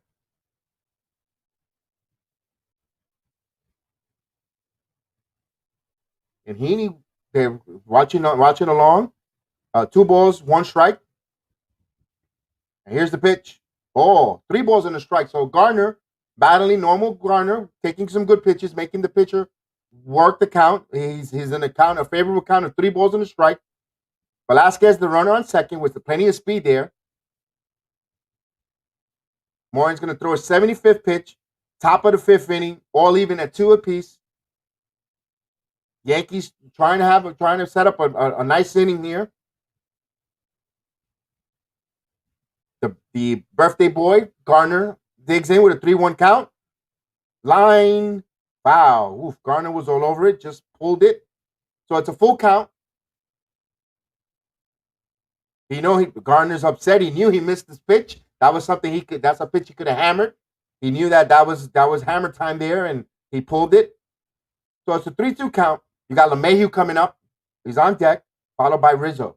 So you got the top of the lineup coming up with runner on second.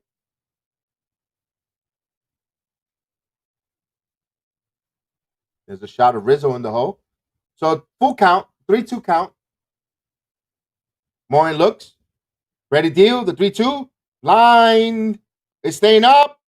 What a play by the left fielder. Just hung up. Wow, what a play. Velasquez smartly returns back to the base. Duval played him perfect. The ball, that pitch was going into a base hit. Gardner pinch it. That was a Gardner pitch to hit, and he pulled it absolutely earlier in that at bat. And that line just stood up. And, oh, man, what a play by the outfielder. He charged it. He came in. He was thinking about should I commit to a dive, but good thing he didn't. It just held up. Gardner knew he missed that single. Gutty Gardner at bat there. And here comes DJ LeMahieu. LeMahieu 0 for 2. And they keep showing that replay. Man, that was a tough play there for Duval. Good, and that ball just stood up. I thought it was going to loop in for a single. So here's DJ LeMahieu 0 for 2. Vasquez at second. And here's the pitch. There it goes. The ball's up in the air. It's going deep, going back, and it's out of here. Home run, DJ LeMahieu. David John hits it long, and the Yankees take a 4-2 lead on a 2-run shot on DJ LeMahieu. 9th home run of the season. See, this is what happens when you get hitters, the 9 hitters put pressure. You're stealing bases. You put speed on there. Gardner with putting bat on ball. They dodge a bullet there. Now Morin is worrying about the top of the lineup coming up, Rizzo, Judge, and a guy like a LeMahieu, you can't fall asleep on. You hung a curveball on a hot humid night, and this is the result. So the Yankees take a lead. They take it on a 2-run shot from DJ LeMahieu, left field shot, just clear the fence over, and now they're up 4-2 with Anthony Rizzo coming on, and Morton deals outside, 4-1. Just had enough to get out of the park on a hot, humid night. It traveled well. He hung that breaking ball, and DJ just crushed it. So that gives him his 50th, 51st RBI and gives the Yankees a 4-2 lead. That was a good curveball and a pitch swing and a miss from Rizzo. Evens the count up at 1-1 strike. So Yankees up 4-2. The home run comes. Good thing comes when you have speed, base runners, contact. The home runs will come. They're not like before in the beginning of the season. They were waiting for the home run first, and they didn't do the other stuff. So here's the pitch. Caught the back corner. 1-2 strikes. So it looks like Abreu's warming up. Abreu will be the right-hand pitcher coming in. You got Mike Malarkey going over the scouting report with him. He's which hitters and what he's facing. And here's the 1-2 pitch to Rizzo. Up high. Evens the count of ball, 2-2 strikes. So you really got to enjoy what you're watching with these Yankees in this second half of the season. They're very exciting. They're moving the ball. They're running. The home runs are coming. And here's the 2-2 pitch from Morton. Ground ball, foul. So they got a home run off of the curveball. Morton, that was Achilles' heel. And then they showed it on the broadcast. 2 Yankee home runs off the Colbrook tonight. And usually that was an Achilles' heel with the Yankees in the past against Morton. Well, I referenced it early in the start of the telecast when they went to the playoffs, and he kept throwing that curveball and curveballs off to death, and we just swing and a miss. I think he got like 12 strikeouts. And here's the 2-2 pitch. Swing and a miss, strike 3. So Rizzo goes down swinging for the second out.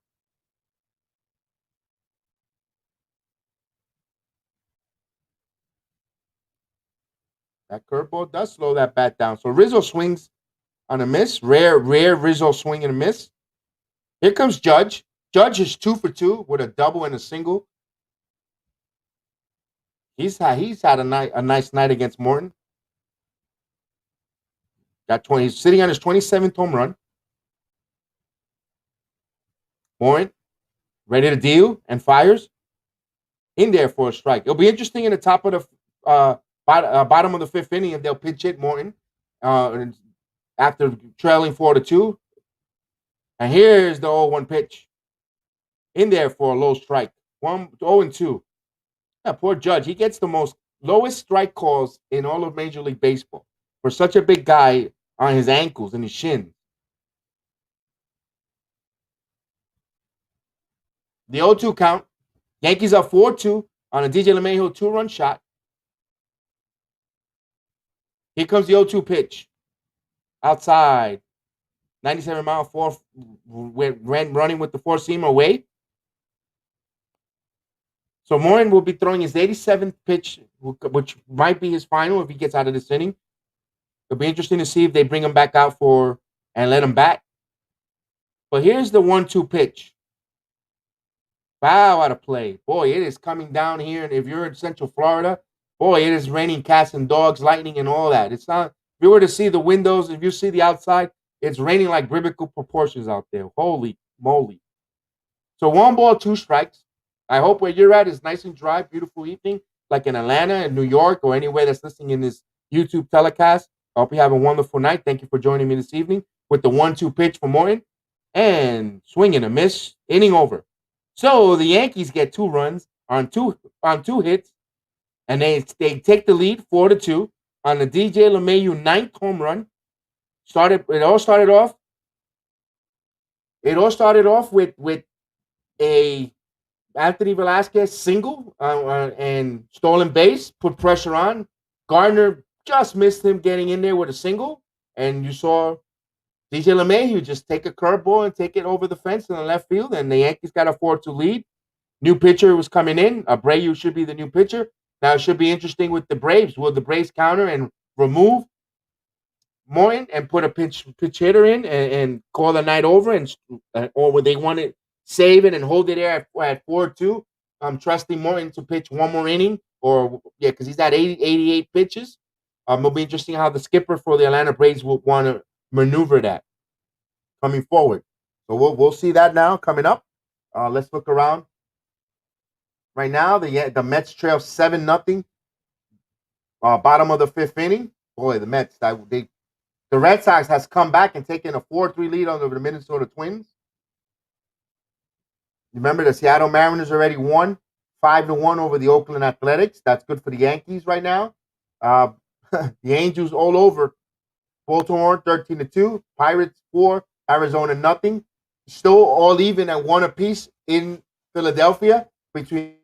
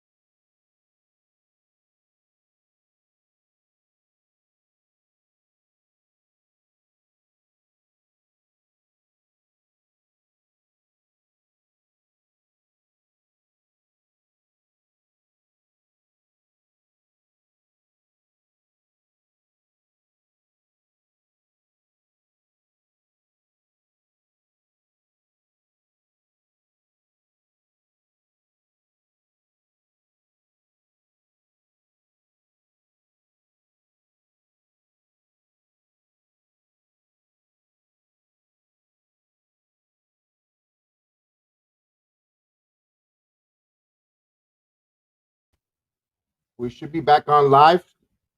Apologize for that stream. Power outage. I had to wait for my backup generator backup to get in, and we're back up and running. So hopefully the Yankees. Right now, it's still the Yankees are up 4-2 still. You got a leadoff hitter on. With 1 out, 3-1 count. Thank you for returning back there. I'm back.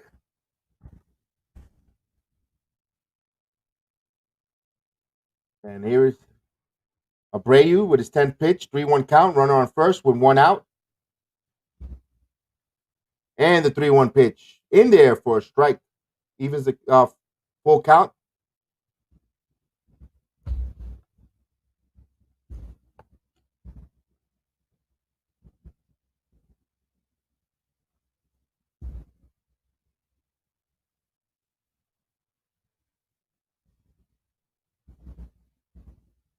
The 3-2 count, runner on first. Abreu in on his pitching. He steps off the rubber.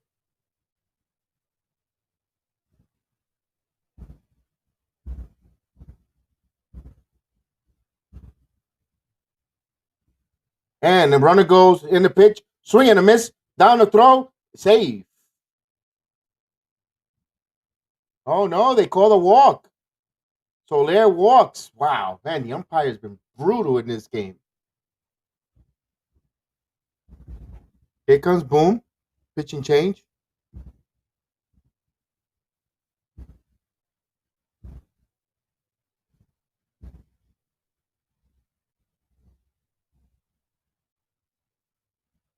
And it's showing the replay there, and he's safe there, but they call the ball anyway. Bases first and second with 1 out.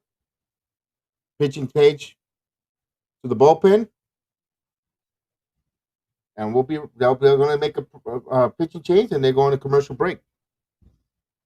Thanks for joining me. Return there. I had a little bit of a technical outage here at home. But it's raining cats and dogs out there in Orlando, Central Florida area. A lot of thunderstorms, heavy rain, heavy downpour, and we had a lightning hit nearby, and we lost power for a few minutes, and everything's come back on. And I just lost the internet for a little bit, and I'm back on, but hopefully better than ever. And thank you for joining me, those that return. I know that some might have left thinking that the broadcast was over, but I'm back, and I appreciate you guys in full gear return. And right now, they're pitching change, runner on first and second with 1 out. Yankees up 4-2. So they just finished taking the lead 4-2, but the Atlanta Braves are making some noise there. And now the Yankees are going to the bullpen now to see if they get this out and get out of this inning and get back at the offensive line. Everything good, yeah, Rob. Everything came back on. I appreciate it. Hopefully we don't have no more outage. It was a lightning hit by near close. Everything went off. I have a battery backup, and I have to get. I ordered Amazon my battery backup for the internet, which is not plugged with my battery backup for my computer. We lost power, and I didn't want to get the generator. Didn't get back up, so we're all good. We should be good. That's what happens when you live in Central Florida with all the rainstorms and thunderstorms. You get to lose power there, but we got first and second, man, with the Yankees. You got Joel Rodriguez coming in for Texas. In 40 games, he's 2-3 record, 5.14 ERA, 35 innings, 14 balls to 36 strikes. He gives up 3 home runs, high ERA, left-handed out of the pen. Let's see if the Yankees could get some good pitching relief there. This is a high leverage situation for this young man, Joel Rodriguez. Let's see if he could come in here and close it out. Yes, absolutely, Rob. Everything I do is pretty much through Amazon, man. Amazon has been everything comes here. I don't have to worry about running around. Love it. But you got the tough Freddie Freeman on with 1 out, runners on first and second, and the lefty on lefty. He deals the first pitch, bounce the ball. Good block by Sanchez. 1 ball, 1 strike. Oh boy, nice play by Sanchez. So Freeman 0 for 1. They're showing Rodriguez numbers versus lefty and 43 at bats, 168 batting average. Righties crushes him at 94 at bats, 340 with 3 home runs. So he hasn't given up a home run yet to a left-handed hitter. Ooh, that was close for being a balk there. You're not supposed to juggle the ball like that on the mound. 1 ball, no strikes.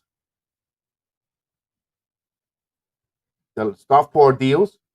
In the miss. Nice pitch.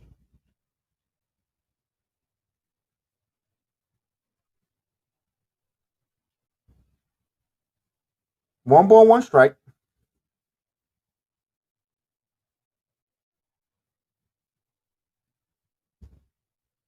The lefty.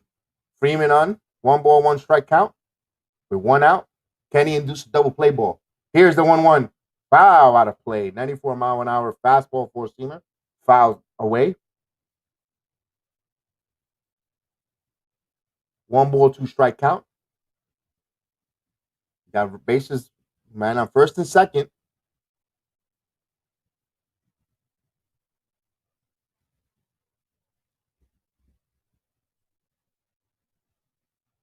Joel Rodriguez, the lefty. You got the shift on. With a dangerous Freddie Freeman on. Freeman steps out. Little cat and mouse game there.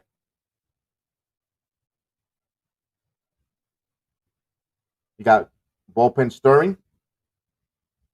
It's Clay Holmes, who came back from the COVID IL list. Here's the 1-2 pitch. And it goes foul out of play. Clay Holmes, previously before getting on the COVID IL list, he was pitching pretty well. Let's see how it is. I think it's going to be his second outing after the COVID IL coming in here. Hopefully there's no fatigue. Sanchez wants to talk with Rodriguez to make sure they go over the signs. Odor, customary, goes in there. So 1 ball, 2 strikes, lefty on lefty, with base runners on first and second. So it's a critical, important batter here, especially the dangerous Freeman. He is dangerous. What they will go with. I don't think I see much of Rodriguez with the Yankees too much. We'll see what he has there. If he wants to get in the circle of trust with Boom, he's got to come up big here with the strikeout. So 1 ball, 2 strike count.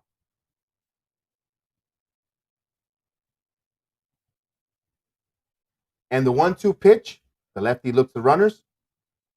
He's ready to deal. And the pitch. Ground ball, induces double play. Here's the run that won. Bound to first in time. Oh, safe. Just beat it. So fielder's choice. He kept the inning alive. You got runners now in the corners.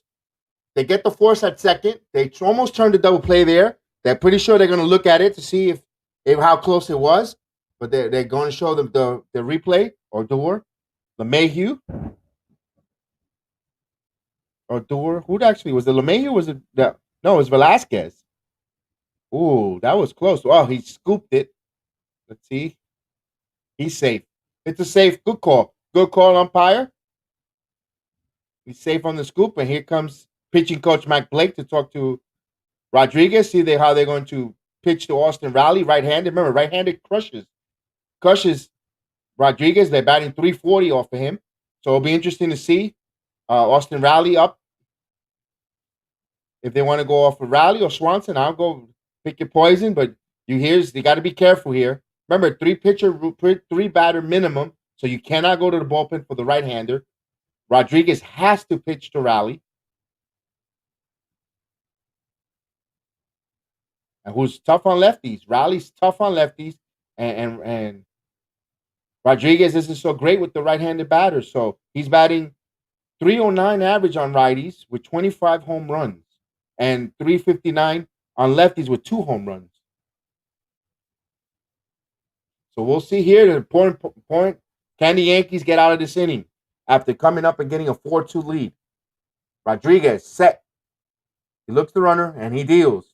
Swing and a miss, strike 1. Threw a changeup, low and away. So he's quickly up 1-1. Big part of the game here. And a 0-1 count. Got runners on first and third with 2 outs. Bottom of the 5th inning. Both pitchers are knocked out of the game. Here's the 0-1 pitch. outside. Evens the count up at 1-1 strike. Let's see that. Just missed it. It was away. Sanchez tried to frame it, but it was a ball. We could see clearly it's a ball. 1-1 strike. Runner on first and second. 2 outs. Yankees up 4-2. And here's the pitch. Swing and a miss. So quickly, 1-2 strikes. He kept the ball. A changeup away again. And swing and a miss. No. We'll see if the Yankees could get out of this situation. Atlanta's trying to answer right back after the Yankees took the 4-2 lead. 1-2 strikes, running first and third. And the 1-2 pitch. Ground ball. Base hit up the middle. Runs in. Here's the crowd, and here's the play at the plate. He is out at the plate. Good play by Vasquez. Prematurely hit that applause button. He got him. So they get the run. They get 1 run back. They get the court. Oh, they want to challenge it. Like always, they want to take a look, make sure that he's safe. And they're checking. They got 10 seconds to let them know they're going to go for it. They're going to challenge it. It's close play, so we have a challenge. We're going to go to the headset. So this could be a tie game or it could be out. Velasquez with a nice relay throw. And Sanchez, he looks safe, guys. That's close play. He looks safe, but they got to have enough to overturn it. They got to have enough to overturn it. To me, too close to call for me. The first angle they showed, Robert, it looked safe. And this could be close play here. They're going to close. See what sucks that Sanchez didn't feel comfortable enough to block the plate totally, but umpires call this is an out, so they have to have enough to overturn. And I think it looks safe, man. I'm sorry, but it looks safe. I'm so true transparent. I'm a Yankee lover fan, but he looks safe. It looks like it might be overturned. Here's the call. The umpires with the headsets with New York to see how the replay. It wouldn't surprise me if they call him safe.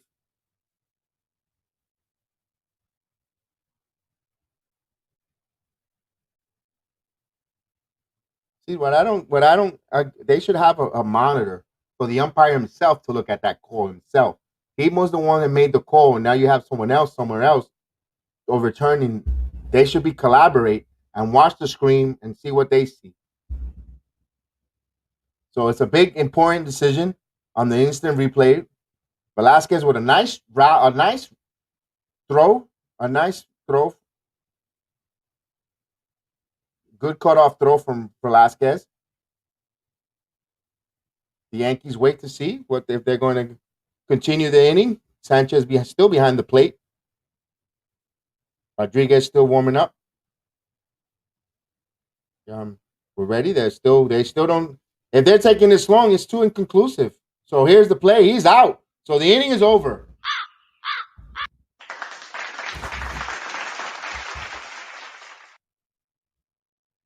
So Sanchez with a key. I think it wasn't enough to overcall it, in my opinion. He looked safe from that point, unless if his legs was too high, and then when he went down, and you see when he tries to touch this with his foot, maybe he was still the leg was probably still up in the air. So good call. So the Yankees escape with the lead. Good play at the plate, although it was a close play there. So the Yankees are up 4-3. Now they need to come on there and start scoring on the Atlanta bullpen and just fattening up. Now they used up some of their minor relievers. And now they're going to have their high leverage relievers coming in, hopefully, to try to protect that 1-run lead and protect their 10-game winning streak going forward. So the Mets are currently trailing 7-0, bottom of the 6th inning. Boy, I keep looking at that score and I'm like fiberglass of how bad they're playing at home. They should have been an injection of energy at this homestand. Met fans must be worried there with their team. Pretty soon that ballpark will be totally empty if they don't turn this around. If they lose, the first, they get swept by the Giants. The City Field, this thing my God, it's gonna be a ghost town. Philadelphia and Tampa Bay tied at 1 apiece, bottom of the 7th inning. That was a game. Boston's all over Minnesota 7-3. They were trailing that game 3-1. Now they're up 7-3. And the Mets were guys making a little noise on the base path. They got 2 on with 1 out. Alonso, I mean, you're trailing by 7. This is the thing that gets me with him. He's trailing by 7, their team. They're playing god awful at home. He got an excuse me check swing hit over the base hit. It's a base hit, legit. Nothing's soft hit. And he's out there he got a hit and he's showboating. I mean, guys, come on, Alonso. That's why the Met fans are gonna start they're gonna get sour on him soon. So we're waiting for the inning to come up. They had the trivia: 4 pitchers won 15+ game in 16 season. Who are they? They got Gray Maddox, Cy Young, Walter Johnson, and Warren Spahn for the Braves. Pretty sure they all.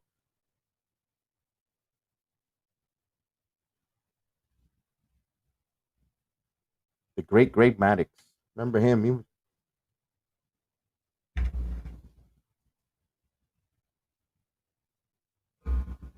And here's Richard Rodriguez. 48 games, a record of 4-2. He's 14 out of 17 in saves opportunity. ERA of 2.37. He's got 49 innings in. And the pitch inside for a strike. Joey Gallo up. Let me make sure we get the lineup up there, the Yankee lineup. Although they might have been double switches and all that, so the lineup might not be up to par. Let's make sure. Go with that there. And the pitch 0-1 count. 1 ball, 1 strike. Gallo is 0 for 2 with a fly out and a strikeout.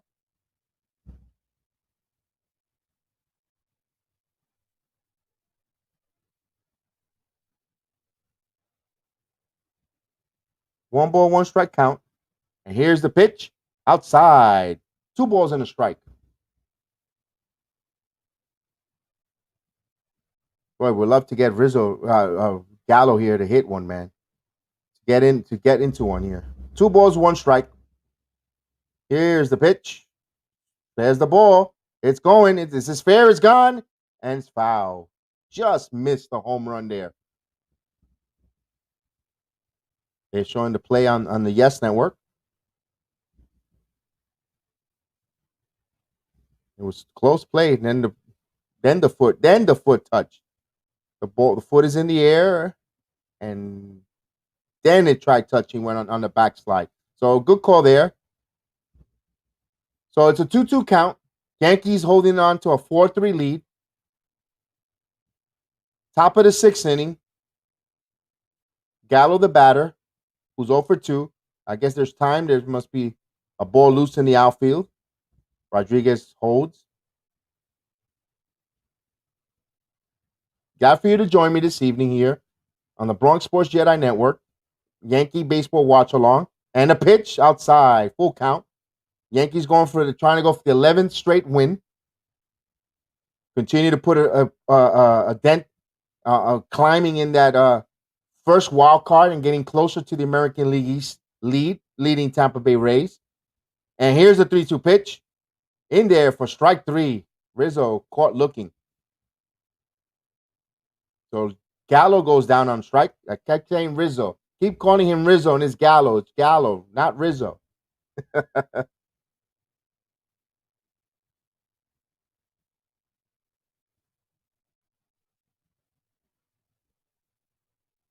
So 1 away.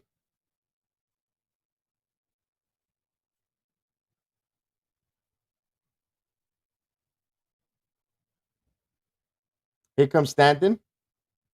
Stanton had a home run. He's 1 for 2. And a pitch. Right. And he grounded out. A big key ground out. Before that home run, he's been hitting the ball and set up that inning. So he has a 0-1 count. He's 1 for 2. And here's the pitch. Swing and a miss. Sweeping breaking ball. They're showing his home run there and his exit velocity 117.7 miles per hour. That ball traveled 419 foot, that first home run earlier in the game. And here's Stanton with an 0-2 pitch. Here comes. Up high, way up high. Check the swing on him. He didn't swing. 1 ball, 2 strike count on Stanton.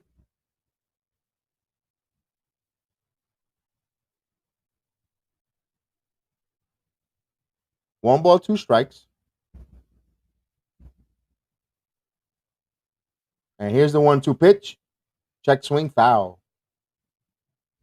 So count remains the same. 1 ball, 2 strikes. 4-3 Yankees. Top of the 6th inning. Standing up at bat. He's 1 for 2. He has a 1 ball, 2 strike count. Yankees trying to hold off and continue their hot winning, going to increase their winning streak to 11 games. That'd be the first time since 1985. And here's the 1-2 pitch. Outside. Close pitch to take, but it was outside and high. It evens the count at 2 balls and 2 strikes.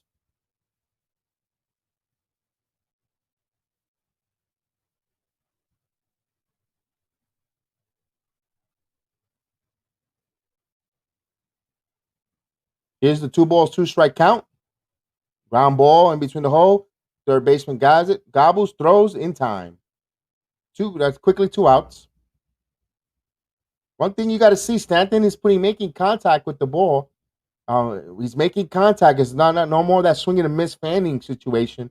They're getting the lineup. The more that lineup produces and hits, they're going to see better pitches to put in play to better hit, and that's good. That's good baseball because you're making contact. That brings confidence. Then you run into one, and that's the home run starts coming in. So that's a good sign there. And they say, he just grounded out to third, but he's hitting, making contact. He's not swinging and missing. Here's Sanchez, who's 1 for 2 with an RBI single inside, a clutch 2-out RBI last time up. So Sanchez 1 for 2. He had an RBI single in the fourth. Sanchez 1 ball, no strike count. He's due for a home run. Here comes the 1-0 pitch. Outside. 2 balls, quickly 2 balls and no strikes. Hot, muggy night in Atlanta. See the pitchers cleaning their sweat off their brow.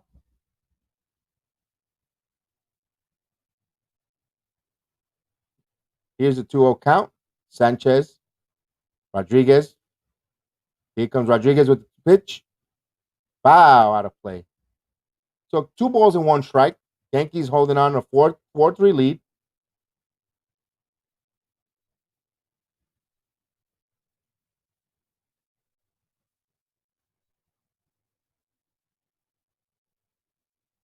Sanchez in the batter's box.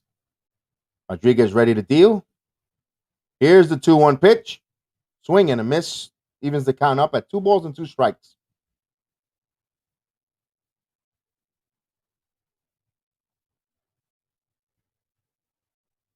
Rodriguez, you see his forearms full of sweat on a hot, muggy night. 2 balls, 2 strike count, and the pitch. Foul, out of play. Still alive. 2 balls and 2 strikes. 2 outs, nobody on. Top of the 6th inning, Yankees up 4-3.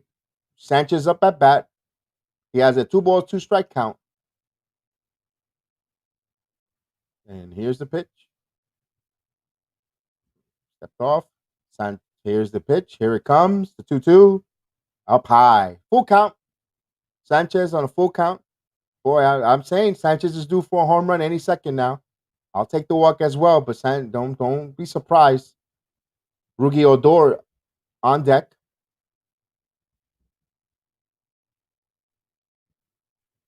Here's the 3-2. And here's the pitch. Line hard to the third baseman. Gobbled it up. Inning over. Sanchez crushed it, but right to the third baseman. So no runs, no hits. No one left on. 4-3 Yankees. In the middle of the 6th inning. Atlanta coming up. So the Yankees now is going to be a bullpen game. They got to manufacture their bullpen and preserve this 1-run lead until they add more. For now, they're up by 1, and they're going to mix and match and get to their bullpen, and their bullpen has to be up to par with these Atlanta hitters. Remember, Atlanta right now, snapped a 9-game winning streak. They're winners of 9 out of the last 10 games, leading the National League East. They're a hot team in the second half as well. So this is really a battle of the Titans here between the Yankees and the Atlanta Braves. We got to make sure that we pitch our game, come on our A game, because they are at home. They have the home field, and we have to come in there, and as long as the Yankees relievers, high level relievers, come in and keep the base pads, runners off the base pads, and timely hitting, can and get a quick inning, get our guys back up there at bats, we could squeeze out another couple run off of the Atlanta bullpen. I think the Yankees bullpen wise are a little more superior than the Braves bullpen. But remember, they're at home, and Atlanta's been on fire too. They've been playing very well, but we have to preserve and try to get our 11 and extend our 11-game winning streak to the 11th game winning streak, our 10-game, and make it 11. And we're here on the New York Yankees Bronx Sports Jedi Network watch along. Thank you for being there with me. Joining me and watching me and hitting the likes. And thank you. Hit that like and subscribe button so we continue with the watch along and continue this Yankee hot winning streak. Don't forget Thursdays. I have the MMA program. They will not be a watch along. With the boys, Austin and Chef Dan with the MMA talk. They'll be on Thursday, and breaking down the and also the boxing this weekend. And thank you for joining along. Hit that like and subscribe button. Definitely hit that like and subscribe and the notification. There's a lightning in the background. And hit that notification so when I do the look along, you get to notified that I'm coming on.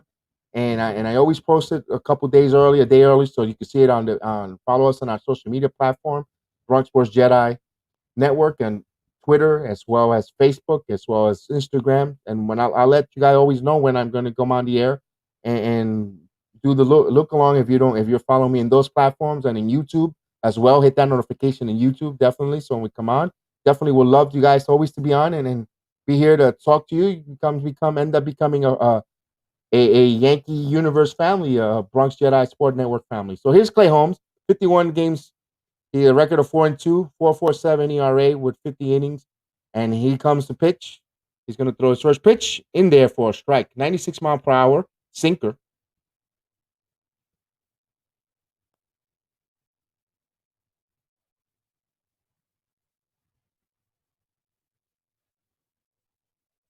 And the 0-1 pitch. Here's the pitch. Foul. Popped up. Is it a foul? There's plenty of room there in Atlanta. Rizzo, nope, foul ball. Just ran out. He saw the tarp there, pulled up.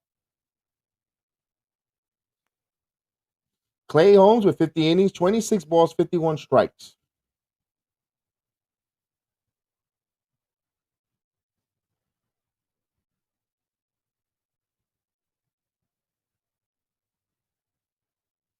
Oh, 2 count.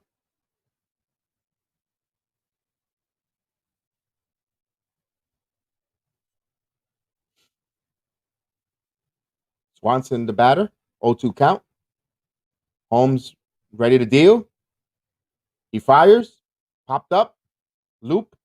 Mayu goes back. He makes the catch. Not a tough. That's a tough play there.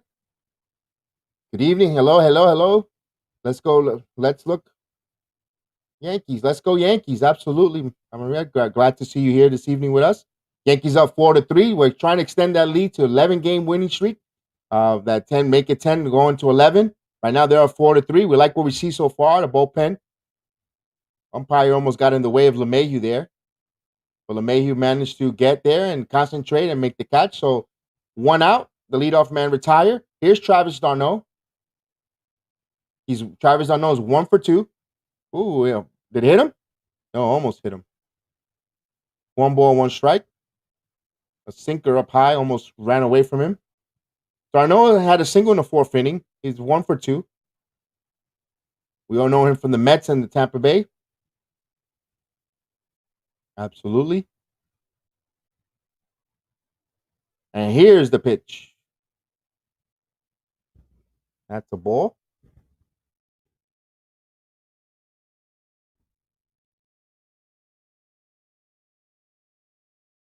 2-0 count.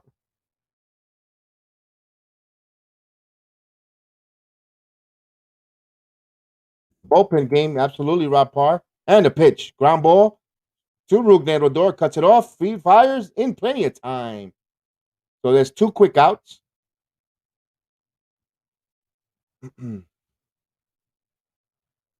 got Martin in the pen for the Braves, who look like he's probably coming in, relieving Rodriguez.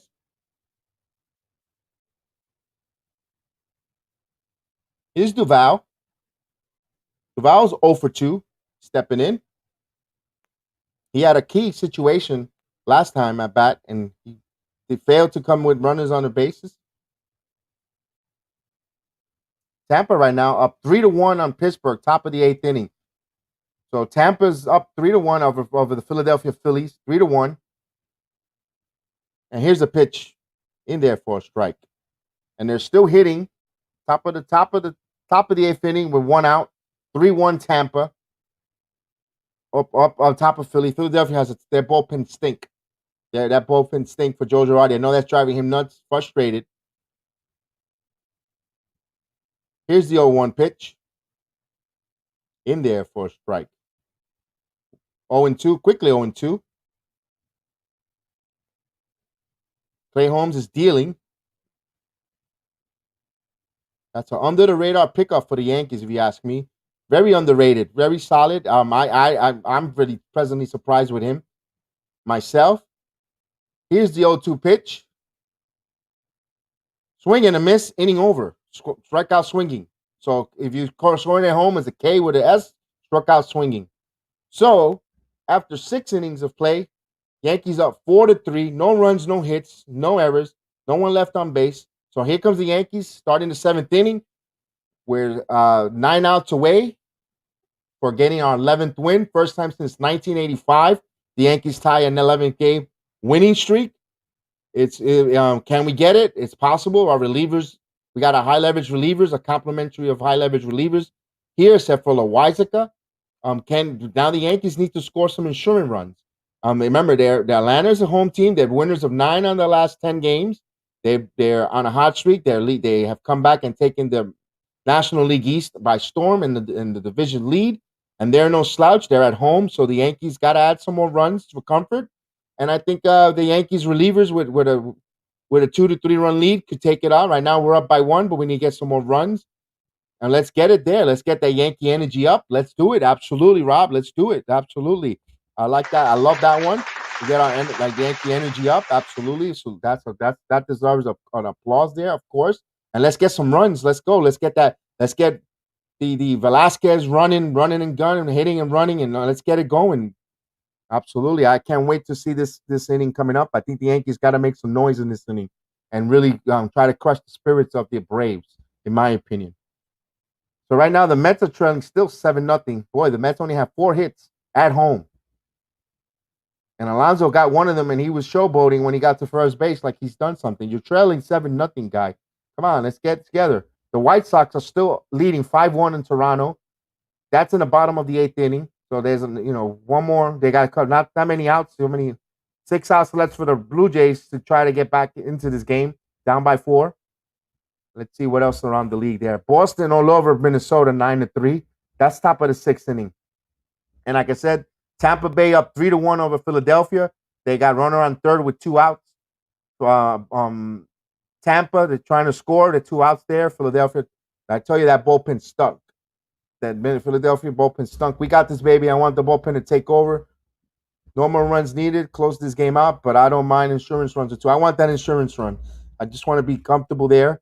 And then one thing I wanted to say about the Philadelphia Phillies, I was surprised that David Roberts, our old foul, former Yankee, had a great Olympic for Team USA outing. I'm surprised that they didn't call rush to get him in there. Tampa wisely picked him up, brought him and gave him brought him in here.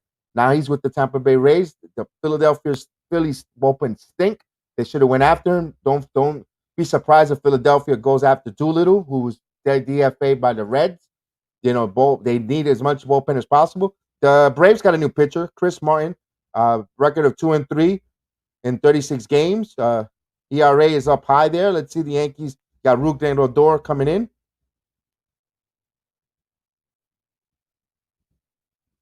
Rookie steps in.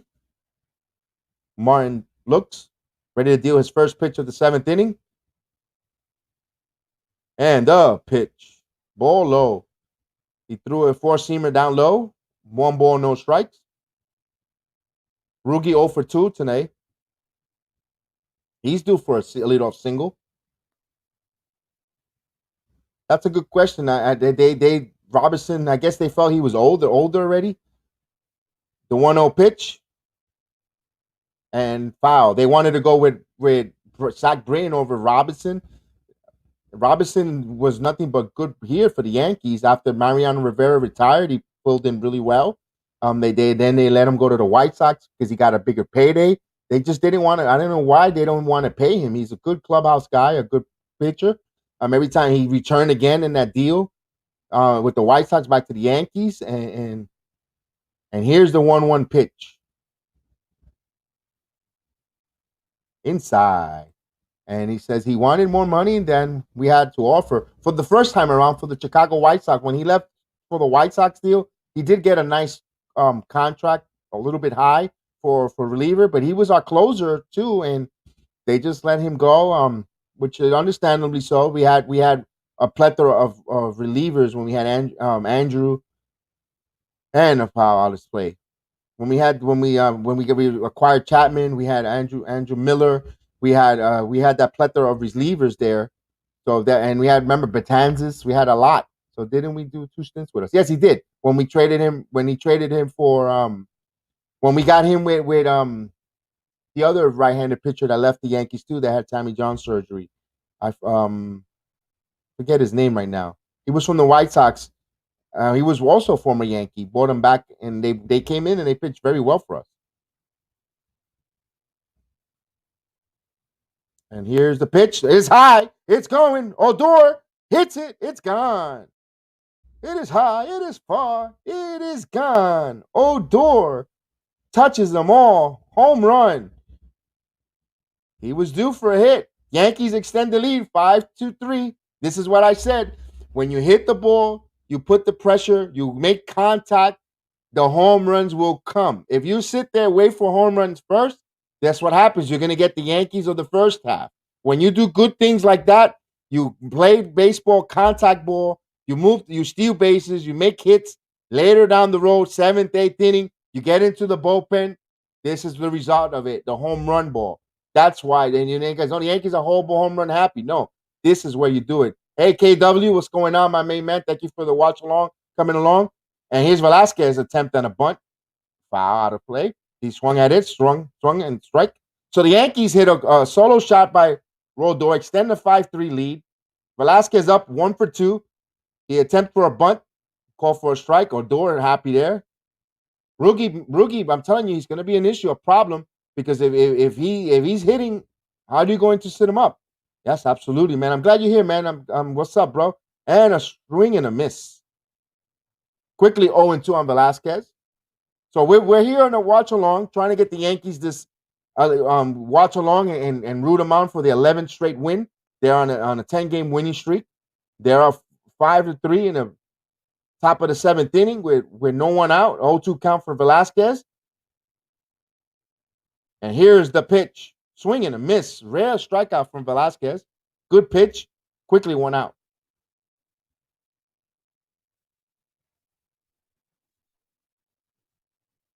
Ooh, hung a fastball right down, and Rugi just crushed it. Showing the replay, I wasn't really paying attention, so I saw it. And we're only 4 games back of the first place. Let's go. Yes, unfortunately, right now the Tampa Bay Rays are up 3-1. Philadelphia up at bat with 1 out in the bottom of the 8th inning. So they still have 5 outs to try to tie this game. Here's the pinch hitter, Davis. Is that Davis or is that Esteban Florio? Let's see who this is.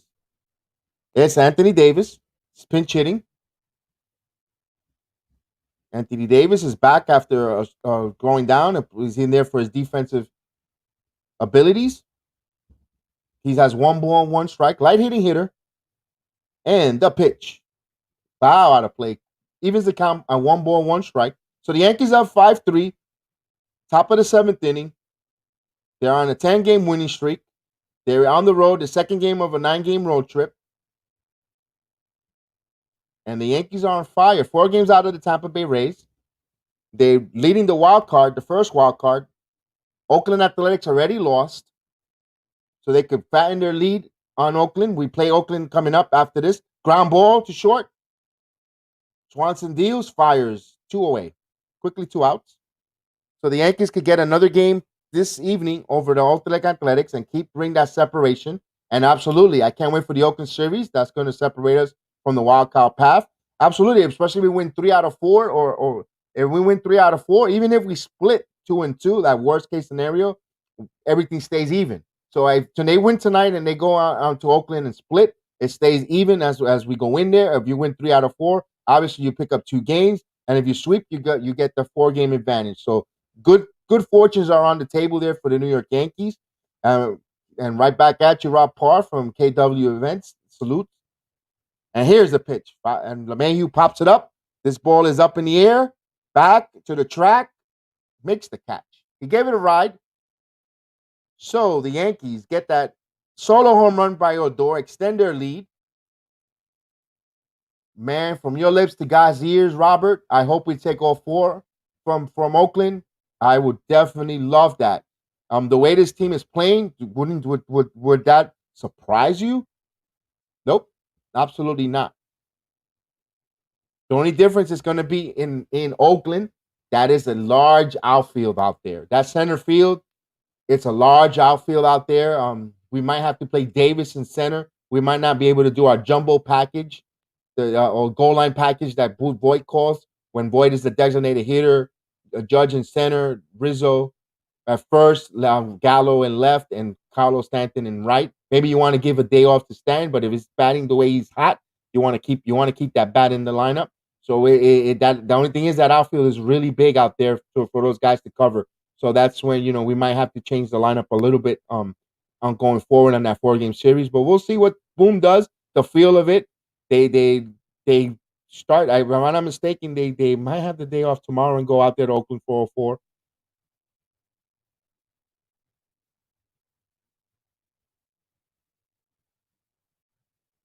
Man, the season's like the replacement when we went on brought up all the dudes to injuries, and they have earned my respect. Yeah, they did the same thing a couple years ago. Not last year, the year before, when we played the 160, they had a lot of injuries and they kept bringing guys up. That's why Urshela stuck on the team, kept on staying with us and so forth. They next man up. You got to kudos to Brian Cashman, as much heat as we gave them, as myself also, for being too right-handed top heavy in the beginning of the season, not making certain moves. He made the moves. He made the trades. He brings in players like he finds a Rougned Odor who was released by Texas. He brings him in here. He played. The Yankees are very deep. Once they come back, the new guys are going to get sent back. But yeah, they have to, because they have options. Like we were talking, I was talking about it early in the broadcast with Velasquez. He's making a case here with his defense and contact hitting. Although he struck out last time up, he has 2 strikeouts in this game. Morton was a tough one. Chad Green comes in, 51 games, a record of 7-5, a 6-10 in saves opportunities, or ERA at 3.14 and 61 innings. He has 12 walks to 72 strikeouts. He has given up a lot of home runs, 10, too much in my opinion, but he's a good reliever, one of our good ones there. And yeah, we need to be on top again in the major sports. Absolutely. Absolutely. New York all the way in every space. And here's a strike. Velasquez making a deal for making a play for staying on the roster, but also Tyler Wade. Tyler Wade has become up here and has played really, really phenomenal. Wade is played so many multiple positions. He can play the outfield and the infield all around. So it's going to be a tough decision. And the pitch, 1 ball, 1 strike for Boone and Cashman and company to make a decision who they're going to send. But Velasquez has options that you could send him down to the minors. And so this Wade, the guys with options, and they want to protect them on the roster, they'll get sent down. So although it might not be popular to some of us, but it's good. It's moves that it makes financial business sense. So here's the pitch, popped up to right field. In comes Judge. Stanton actually makes the catch. So StatCast is showing Odor's home run exited at 102.9 miles an hour with 413-foot blast. That was a bomb. That's a bomb. And yeah, I know, man. We haven't won since 2009. We're definitely long overdue. And this will be a sweet, if they do make this World Series run and get there, it'll be sweet because we all pretty much counted them out in the first half of the season. So here's Martin patting the pitcher, pops up over Green. Surprised they didn't go for a pinch hitter here. They kept the pitcher in. And here's LeMahieu, makes the catch. 2 quick outs. So that was surprising. They allowed the relief pitcher to bat for himself there. Must not have a lot of hitters on the bench. So it brings back the top of the lineup with 2 outs. Allen Albies. Albies is 1 for 3 with a single in the 5th and a run scored. Glad you joined me here this beautiful Tuesday evening, the 24th of August. Yankees up 5-3, and the pitch in there for a strike. 96 mile per hour four-seamer. They're debating the distance on the home runs between Stanton and Odor. And here's the 0-1 pitch. Wow, out of play. Stanton was supposed to go 419 feet, and Odor's 413, and Stanton just cleared the third seat in left field. So they're debating on the StatCast stats. So here's the 0-2 pitch. Quickly 2 outs in the top of the and bottom of the 7th inning. And the ball. 1 ball, 2 strikes.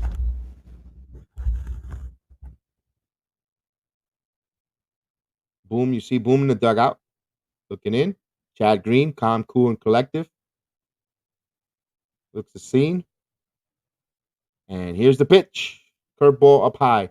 Evens the count up at 2 balls and 2 strikes. Now they got bullpen Matt Zuck warming up. They should have pinch hit if they were going to bring in a new pitcher in, but it makes no sense there. But that's the Braves. 2 balls and 2 strikes, and the pitch. Ooh, strike 3 called right on the black. So after 7, Yankees are still up 5-3. No runs, no hits, no error. So now they're down to the last final 6 outs, the winning streak. 6 outs away to extending it to 11 games and tying the 1985 team, the record. And it'll be interesting to see.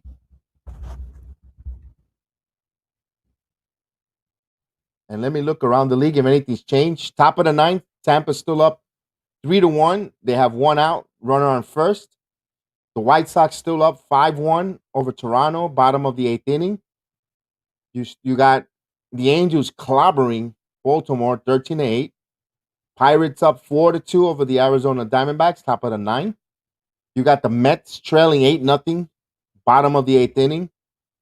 Texas up 4-3 over the Cleveland Indians, top of the 8th inning.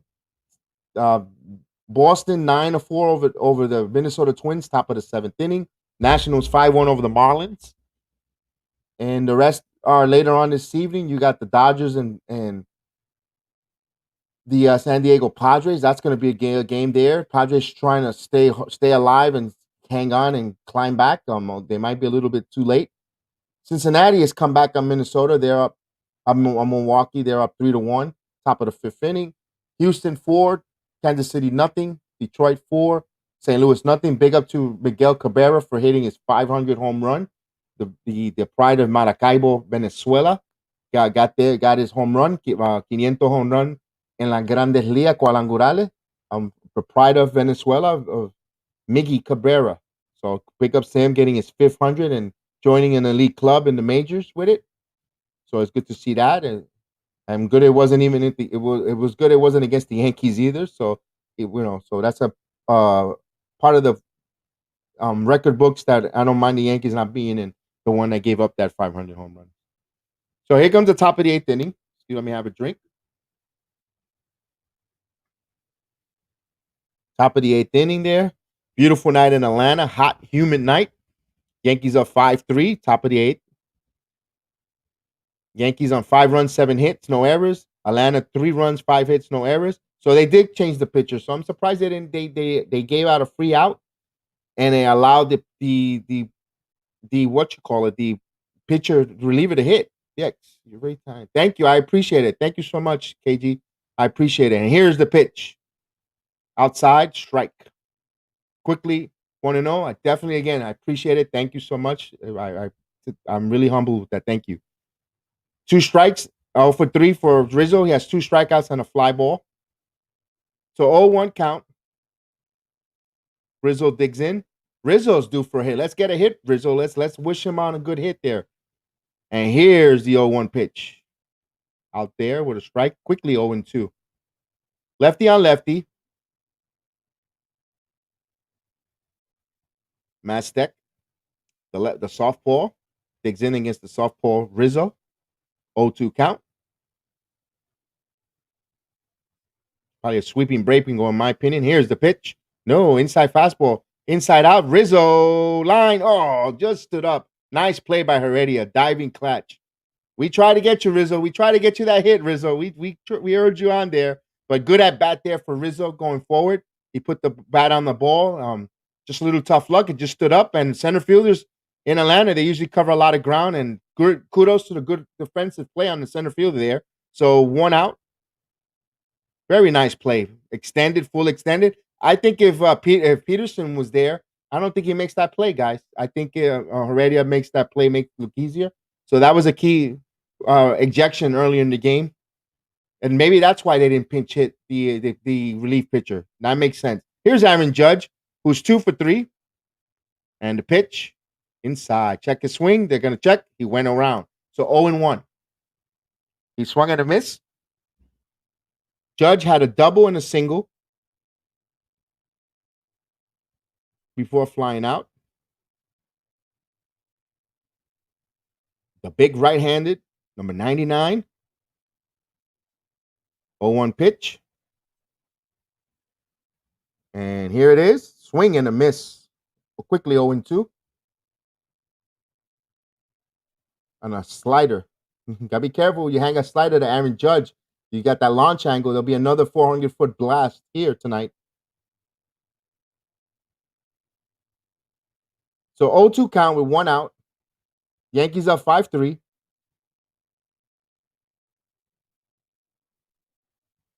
And the lefty deals inside low. So 1 ball, 2 strikes.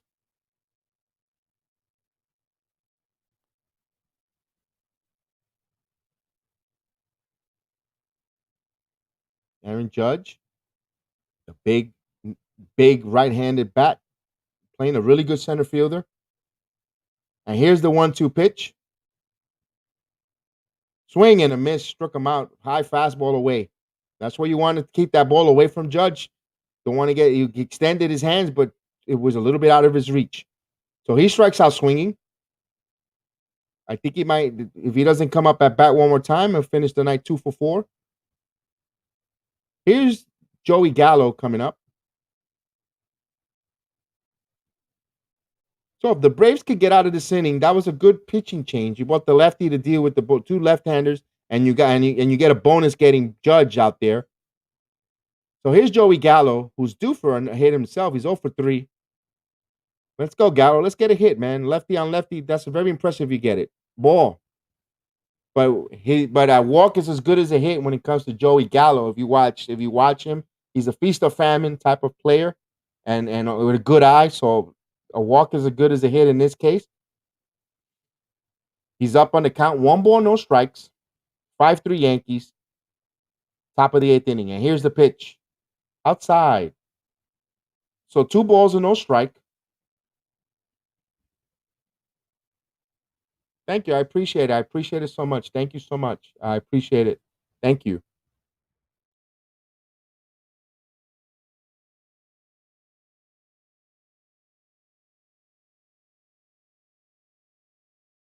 And here's the 2-0 pitch. 3 balls and no strikes.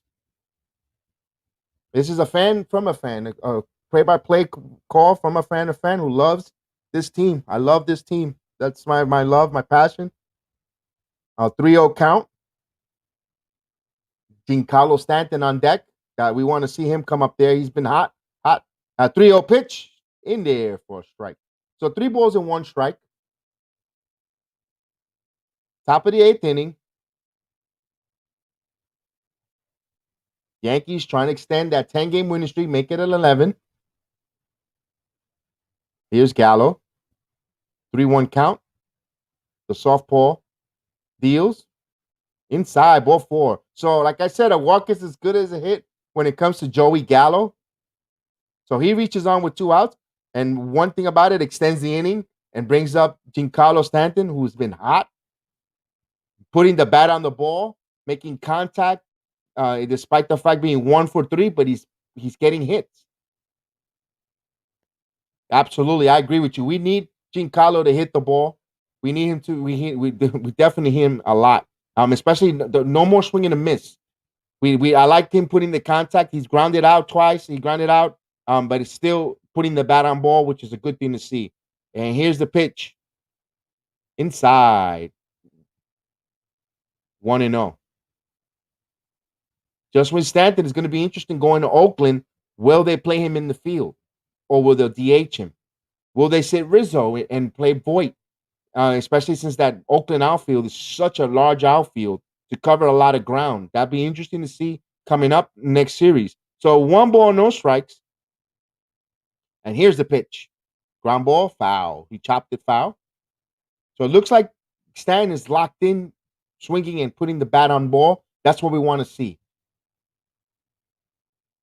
He seems more engaged in his at-bats, more comfortable since playing the field. Every time he's out there, we just cross our fingers. No injuries. Nothing gets pulled. Nothing gets no quad or none of those. So that's all. That's our worry as a Yankee fan.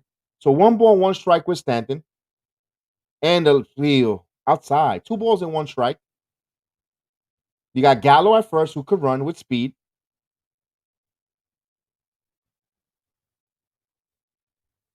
Mastek at 15 pitches in this inning. Stanton looks at a 2-1 count. He's looking for something here to drive from the softball. The 2-1 pitch. Throw over to first. Back. Rizzo, Gallo is back.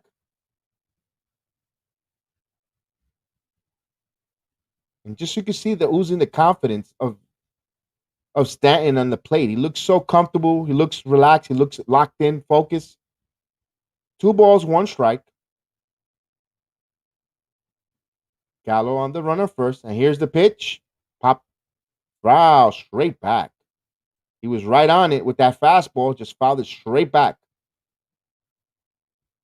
So you could tell Stanton is locked in, man. That high fastball, he was right on it, fouled it right back behind home plate, out of play.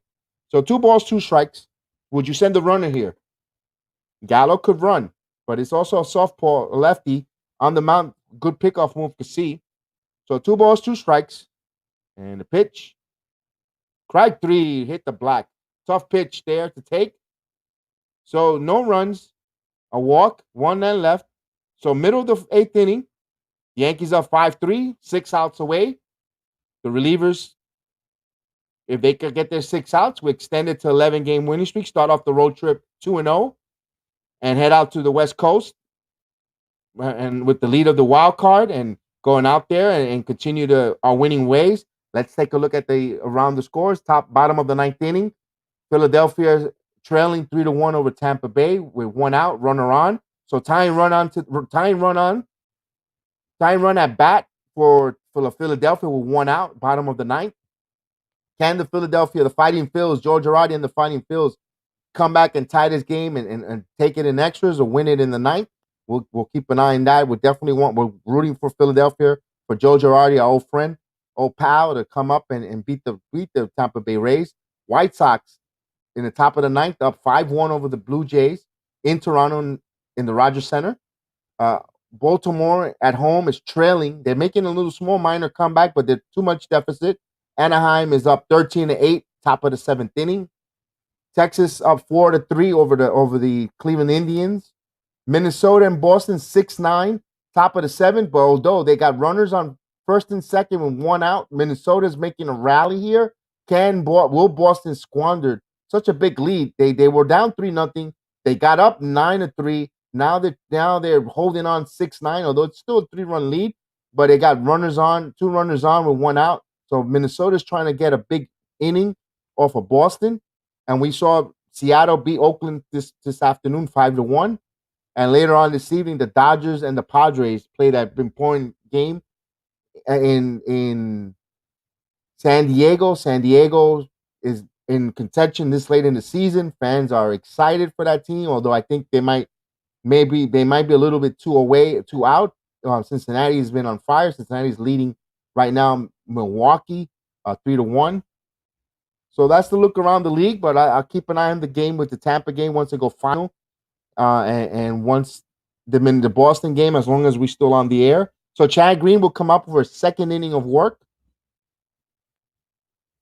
on this wherever you are. I hope you're enjoying whatever part of the state or in YouTube that you're listening to. It's a full moon out night. It's still raining out in Orlando, Central Florida. Thunderstorms are passing by.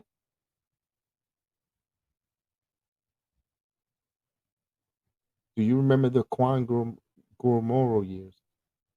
I believe so. I'm not too sure which. Remember the Juan Guerrero. Robert, give me a little more on that one there. I'm not too sure. When does the wild card start? The wild card is at the end of the season. Game. If I'm not mistaken, October 5th. Maria, I think it's October 5th for the wild card play game. That 1-game wild card. So 0-2 count for Chad Green. Soltaire is the batter. He's 0 for 2.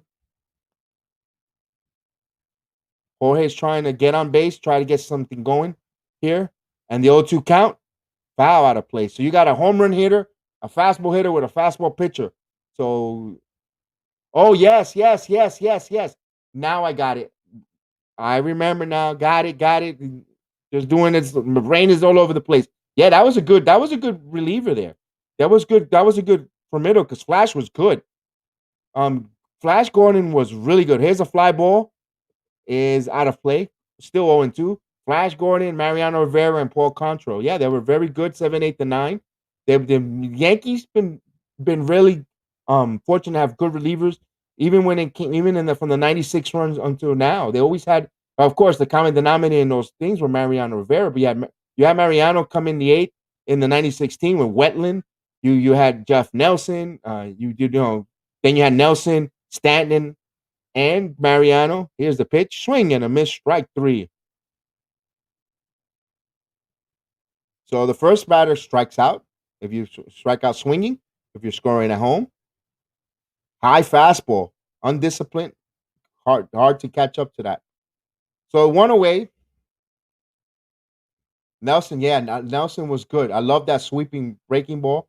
And one of the best trades the Yankees made that winter, bringing Tino Martinez and Jeff Nelson, and they gave up Russ Davis and a few other minor players. And here's the pitch. 1-0, and Russ Davis was supposed to be our third baseman that we, for the future. Why would Wade Boggs is getting older and so forth, and typical Yankee move, and it was one of the best trades in that dynasty era. And the pitch, 2-0. One of the best pitches they did. They bought a reliever who won titles for the Yankees, righty, dominant, and Tino Martinez, Gold Glove, first baseman, replacing a legend in Don Mattingly. That was one of the great trades the Yankees done. And the pitch. Check the swing. Nope, 3-0. And I remember people were panicking because they thought it was the Ken Phelps deal again when we traded Jay Buhner for Ken Phelps with the Mariners about 5 years prior to that, and people were panicking. That PTSD. That they get. We traded them. We're not gonna. But that was a great trade by Bob Watson and company. And here's the pitch, straight down the middle, strike.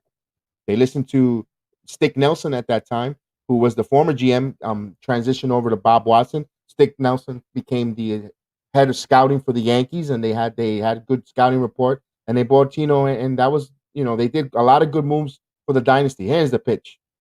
Line down the left field line is gonna be trouble. That's a base hit. Dunks in for a hit. Gallo throws, quick play. What a good defensive play, Joey Gallo. Not for nothing with the hit or miss famine, the batting. Gallo plays a very, very good outfield. Quick to the balls, good arm, very smart outfielder, very good, very, very impressive in his short time here with the pinstripes. I like his defense on both left and right field. He is a good fielder, very good fielder. And despite he has his shortcomings with his bats, but he's a really good fielder. I really like what I see there from him. He turned that bloop that could have been a double into a single. So that's a big key. You keep base runners on first. You have to play in order. And here's the pitch in there for no. They called it a ball. Wow. Austin Riley coming up. He's 2 for 2. Austin Riley. He got hit by a pitch and two single and scored in a run in that first inning. So he's at 299. Austin Riley. He looks like he wants to get to that 300 batting average. But Chad Green deals the 1-0. He looks back, looks over the pitcher. And let's see what we say here. I think the Yankees will make it into the playoffs. They are very good. They're playing very good, and they improve a lot. Yeah, they're leading the wild card. Their chances are really good. There's 37 games left in the season. They're right now leading the first wild card, and then they have the second wild card. Here's the pitch right down the middle, 1-ball, 1 strike. They have a good probability if they keep playing like that, and they even if they win their home games and play well, they have a good probability of making that playoff, that wild card game. We want the division. We want to be greedy Yankee fans to say, let's get that division title. So we mean a divisional series and home field advantage. And here's the pitch. Ball up the middle, base hit. So right now, back-to-back hits. You got runner on first and third. And he's trying to stretch it over. What a bad play. 2 outs. Terrible play by Atlanta. Very good. Fortunate bounce for the Yankees. Riley tries to be aggressive on the base pads, and he got caught out at second. I'm pretty sure there's going to be a review because everything in baseball gets reviewed and double checked.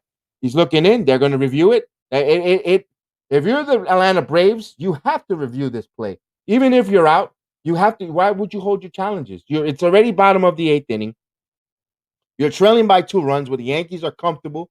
All the momentum is Yankees. You go on. You want to go to the replay because you want to make sure that you never know. And good relay, smart heads up play by Velasquez. Throw over to LeMahieu, and he's got him by plenty of time. The one replay that they show, it's a bad angle. Umpire's right on top of it. Here's from the center field view, and he's safe. I apologize, folks. He is. Oh wait, maybe he's out. He's out. He's out. He was originally safe, but his leg came off the bag. Yes. Good call, man. Good call. You were writing it as I was speaking it, so it was good call there. This is why it's so fun to do the watch along. I know I'm the one doing the speaking, but you guys entertain me as well as I entertain you. So this is what is so fun about it. It's like sitting at home watching the game with friends. That's the way I feel on the broadcast, and you guys are always here as friends, and this is what is fun about it, the watch along. And yeah, he came off the bag, he kept the tag on, and he's out. Good call. So quickly 2 outs on a gift there. Bad on the Atlanta Braves for trying to push and also coming off the base. So tough break. So I don't think Atlanta has any more challenges left in their pockets. They used them both. They've challenged 2, and they lost both of them. Here's Jeremy Swanson, who's very dangerous. Foul out of play. He homered last game. He has an RBI double. He's been the Atlanta Braves scoring this whole series against the Yankees. So 2 runs. All 3 RBIs came from Swanson's back.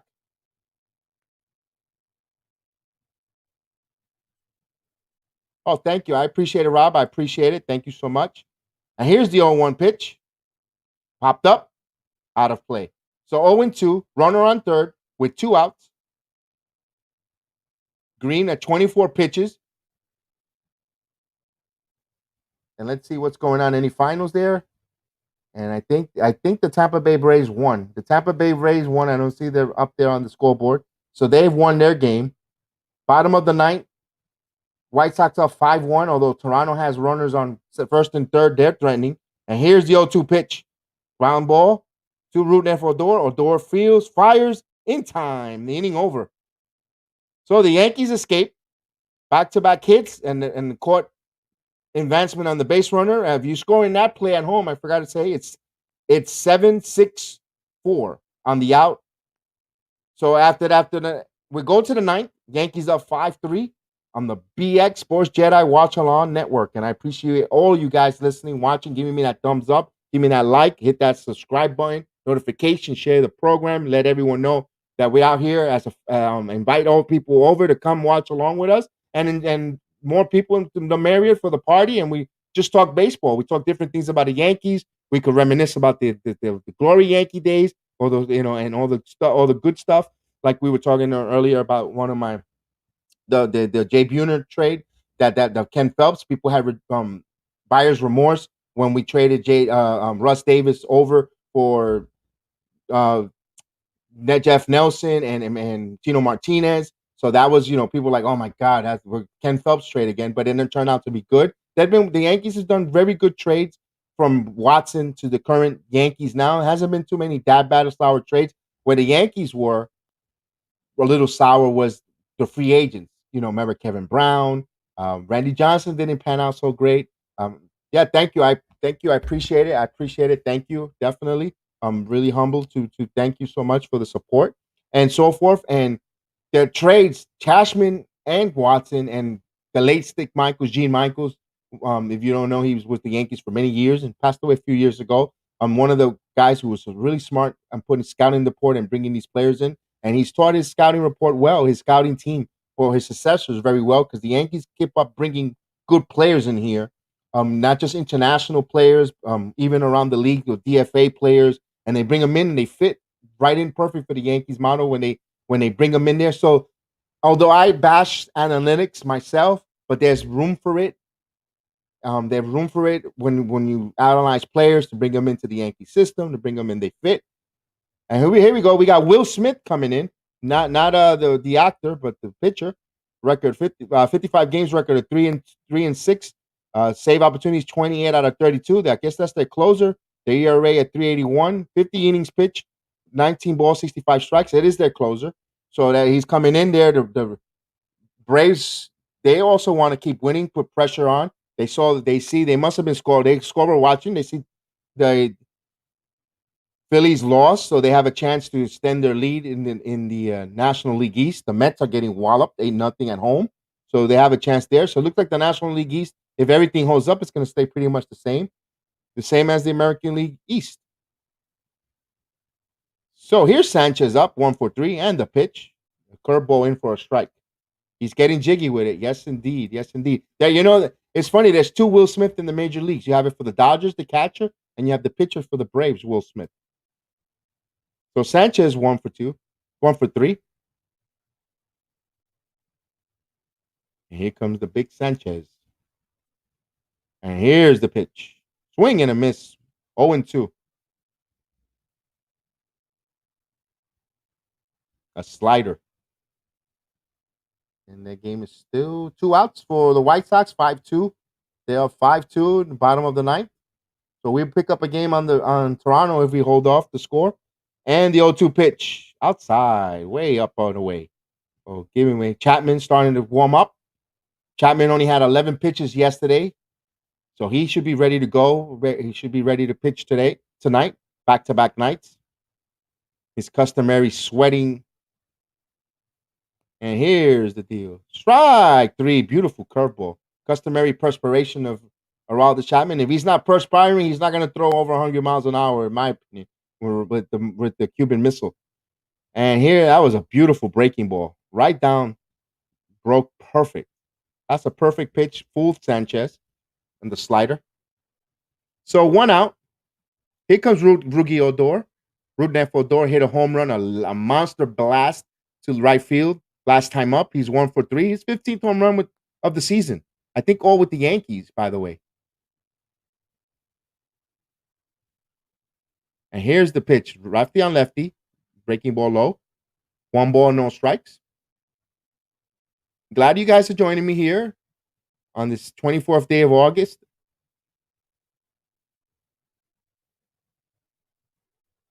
Odor. Will Smith about to pitch the 1-0 pitch. And here it comes. Outside. 2 balls and no strikes.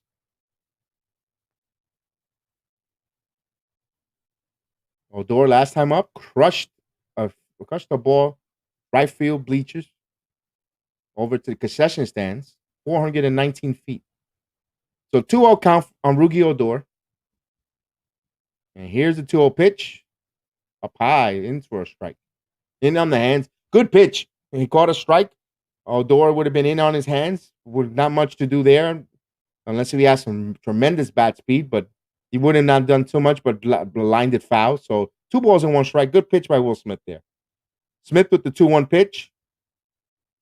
And here it comes. Ball, bounce the ball. 3 balls and a strike. So Atlanta, the last thing they want is put base runners on. They want to get a 1-2-3 kick inning, get back up there and try to salvage this game. They don't want to give the Yankees more base runners, more opportunities to extend this lead. They want to keep it at 2, obviously.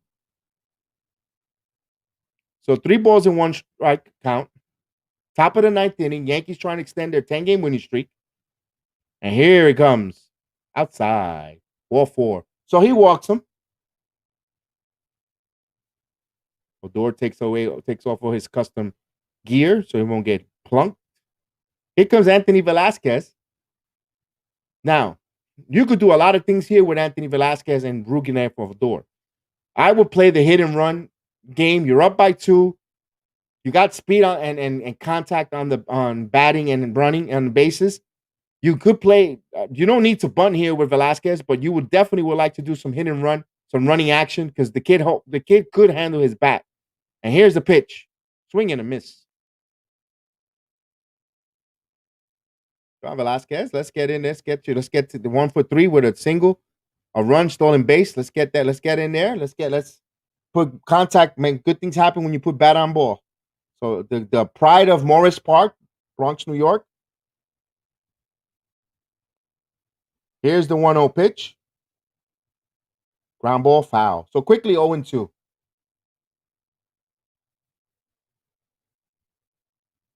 Velasquez, the more game he plays, gets on the major league level, the more confident builds, the more he gets comfortable, the more the game slows down for him, and the better approach on the plate. He does have a very good approach at the plate, but the more comfortable he is, the more he's going to get more better. So here's Rugi on first, takes a pretty good lead, and here's the pitch outside, real close, just missed. 1 ball, 2 strike count.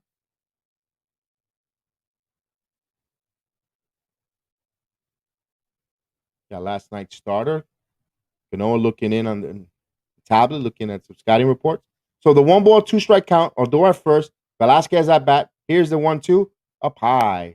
2 balls and 2 strikes. Evens the count. Pretty close. He's trying to paint the outside corner.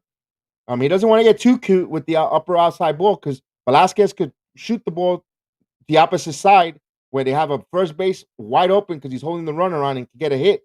So here's the 2-2 pitch. Very important. And here it comes. Swing and a miss. Strike him out. Wow, Velasquez with another strikeout. You know, and I hope I didn't jinx the kid. I said he puts bat on ball, and he has got 2 Ks, 3 Ks tonight. Tough night for the kid. He got a hit though, and a run scored, and an RBI, and a stolen base. And here comes the pinch hitter, Luke Voigt. Cool hand, Luke. Let's go, Luke. Use the force, baby. Use the force. Use the Jedi force. Let's get that hit. Yeah, rare 3 strikeout nights from the Squid. Absolutely, Rob. And he's still positive game today because he's got that single and the stolen base, and he's been impactful. Even with a 3 strikeout game, Velasquez has been impactful some way, somehow. And here's Voigt with a 0-1 count. Voigt, the American League Player of the Week honors. He's been hot as a pistol. Throw over to first. Roll door back.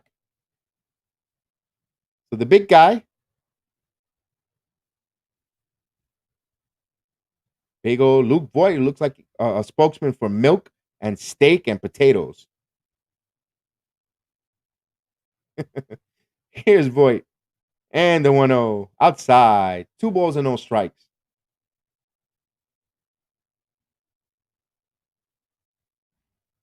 Voigt has a 2-0 count here off a softball.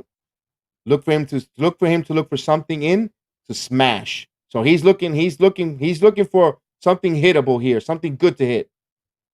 So here's the 2-2-0. Ooh, inside. He came with a curveball inside. It broke inside, but he looked like he was ready, man. He's ready. He's hungry. 3-0 count.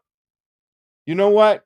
He's been sitting on the bench. Give him the green light. You give him the green light. Let that big boy swing.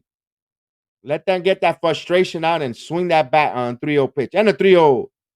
Welcome. 4 straight pitches. They didn't want nothing from they didn't want no Luke Voigt. They knew he was there, man. He was in that dugout all game, drinking milk and snapping into a Slim Jim. You know that. He was like wanted to get in that game. So ball 4. Ball 4, and you got runners on first and second. Yankees trying to get a 2-out rally in here, get some more insurance runs for the Cuban Missile. Here's DJ LeMahieu, who homered, a 2-run homer. He's the reason why the Yankees are up 5-3. He's 1 for 4 with that big important 2-run homer last time at bat over the left field wall. So LeMahieu's in. Smith about to deal, and here's the pitch from Smith. Popped up. LeMahieu, this should end the inning in the grass on the infield, and makes the catch. Swanson side retire. So they left 2 on, 7 and so 5 runs, 7 hits, no runs, 3 runs, 7 hits, no errors. So the Cuban Missile will come in, and he's got Dano and company. When we come back on the BX Sports JEDI Network watch along program, I appreciate everyone here. So we got 3 outs away to extend this 10-game winning streak, make it 11. Tie a 1985 record of 11 games since 1985, the longest streak the Yankees have gone on.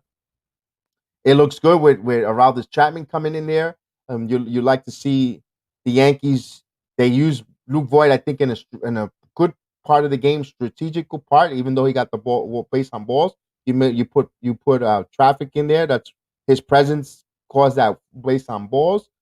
And you wanted LeMahieu to come up with runners on first and second. So LeMahieu's always been clutch. Just as baseball, how it goes, you always can. He was clutch last time at bat. He gave us the lead. So you wanted to bring up a hot DJ LeMahieu, and just didn't pan out this time around. But that was a good move by Boone, a good managerial move. I do not Boone as a manager with his strategy, but there I gotta applaud him. That was a very good strategy. Good managerial strategy there, bringing Boyd there, forcing that base on balls, you putting runners on, and just think if LeMahieu would have got a hit in the gap, you got 3-run lead with possible Boyd at third and so forth. So that was a really good strategical move there. That's smart, good, and I applaud that definitely. I definitely applaud that because it's a good managerial move. As much heat that Boom gets for being a puppet manager, not being a strategical manager, I still, impressed with that. So you're looking at the Yankee bullpen tonight. Abreu came in for a third of an inning. He gave up a hit and a run. Rodriguez came in for 2.2 the inning. He had a hit, no runs. And Clay Holmes had an inning, all no hits, no runs. Green came in, gave up 2 hits. He pitched 2 innings and no runs either. So the Yankee bullpen so far has done a great job.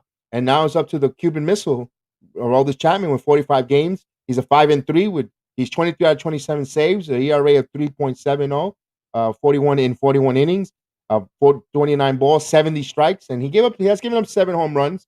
But opponents is batting 188. So Chapman, if he's back to form, back to ready to go, we should have this game never take nothing for granted, never assume.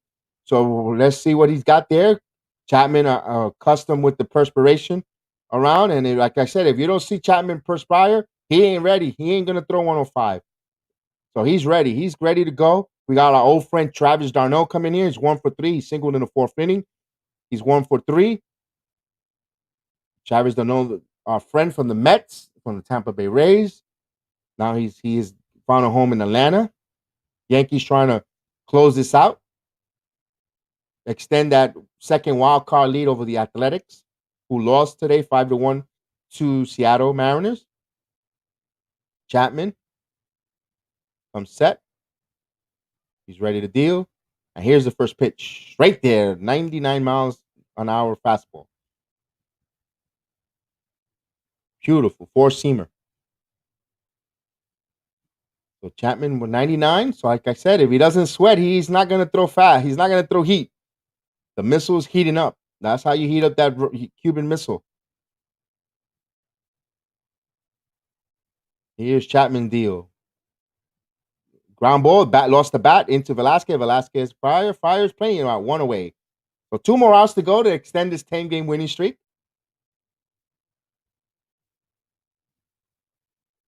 Nice play there on Velasquez. Didn't get phased with the bat coming at him. Chavez Arnaud broke his bat, a saw job, but Mariano Rivera, the bat hit the ball on his way there. One a freaky play there in the major league. He grounded out. The bat breaks. The bat goes flying, and the bat hits the ball again and redirects it, but not to a degree where it caused any issues. Velasquez, calm, cool, collective, recorded the out. So 1 out to go. Chapman on the second pitch of the inning recorded his first out. Here's Duval. Duval's 0 for 3 tonight. Chapman looks and deals. Ready to fire. In there. Base hit. He lined a base hit right back up right over the second baseman's head. So Duval's on. Tying run to the batter's box. That was a double hit. Yeah, it was. It was. So Chapman fired a fastball low, up and away, and Duval was ready. He was ready for it. He just put the bat on the ball, and good things happen when you put the bat on the ball. And he lined a base hit over stretch LeMahieu's head. He's on with Heredia, light hitting Heredia as a tying run. So could the Yankees get this double play? There's former teammates there back in Cincinnati with Chapman. Yes, let's get the double play. Let's end it. Absolutely. I agree with you, man. So Chapman was about to deal. Pitches inside. Ooh, 100 miles an hour. I guess the umpire couldn't see that because that was right on there. So 1 ball, no strikes. Runner on first, Duval, who's got a hit. Yankees up 5-3. Tying run at the batter's box. Tying run at the plate. Yankees trying to extend their winning streak. Here's the 1-0. Chapman looks at the runner, and he's ready to fire. He threw a slider. Swing and a miss. Wow, nice slider. Evens the count at 1-1. Chapman on his 5th pitch of the inning. Yesterday, he threw 11 pitches last night. And like that, Robert, Chapman looks to challenge this batter. He needs to because he's a light hitter. Light hitter, you need to challenge him. So 1 ball, 1 strike. And here's the pitch. Swing and a miss. 1-2. Caught it with a slider on the dirt. So Chapman's up 1 ball, 2 strikes. So there's plenty of ways Chapman could attack the light hitting Heredia. You want to challenge him because he's a light hitter. If he hits a home run, you tip your cap to him to tie it. And as the game goes final, the New York Mets fall 8-0 at home to the San Francisco Giants. They 8 runs on 15 hits. The Mets only had 5 hits, no runs. Not a way to start your home series. 1-2 from Chapman. Ooh, close. They check up appeal. He didn't go. Evens the count at 2 balls and 2 strikes. Right now we have the Minnesota Twins cut the deficit. They're trailing 8-9, top of the 8th inning over the Red Sox. They're coming back on a rally. They were down 9-3, and they were down 9-6. They're back. They cut back in 8-9, top of the 8th. So the Twins are rallying. Boy, the Red Sox bullpen. So 2 balls and 2 strikes for Chapman. Chapman needs to get this Heredia. Pouring batter, and here's the pitch. Ooh, did he swing? He looked like he went. Oh, appeal. No, he didn't. On a slider. Count is full. 3 balls and 2 strikes. That was a close pitch there.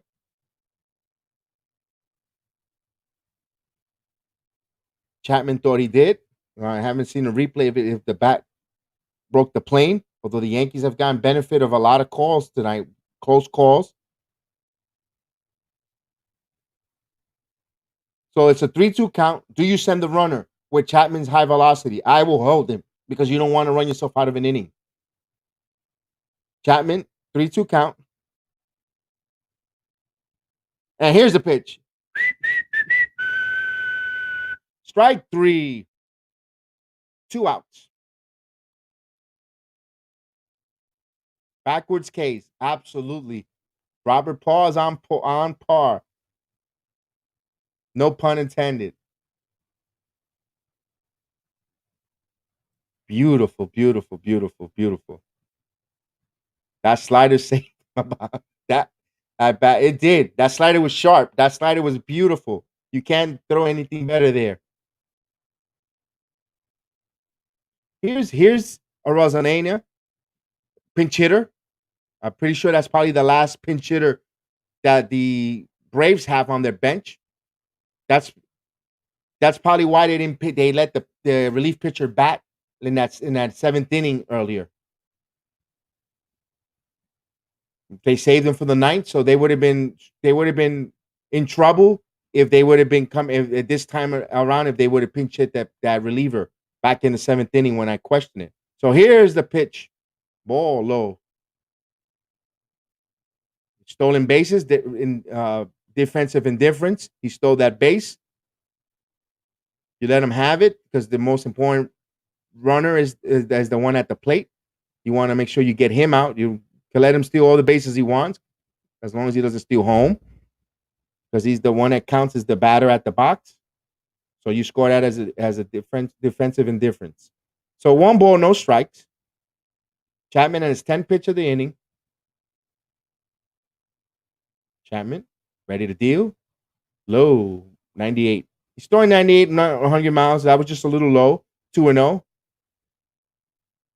Chapman likes to play that tight walk. Cardiac saves this season. He makes us Yankee fans a little inchy, nervous, a little antsy.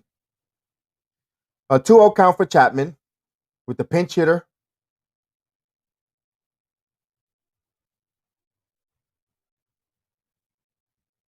And here's the pitch. 3-0, not even close.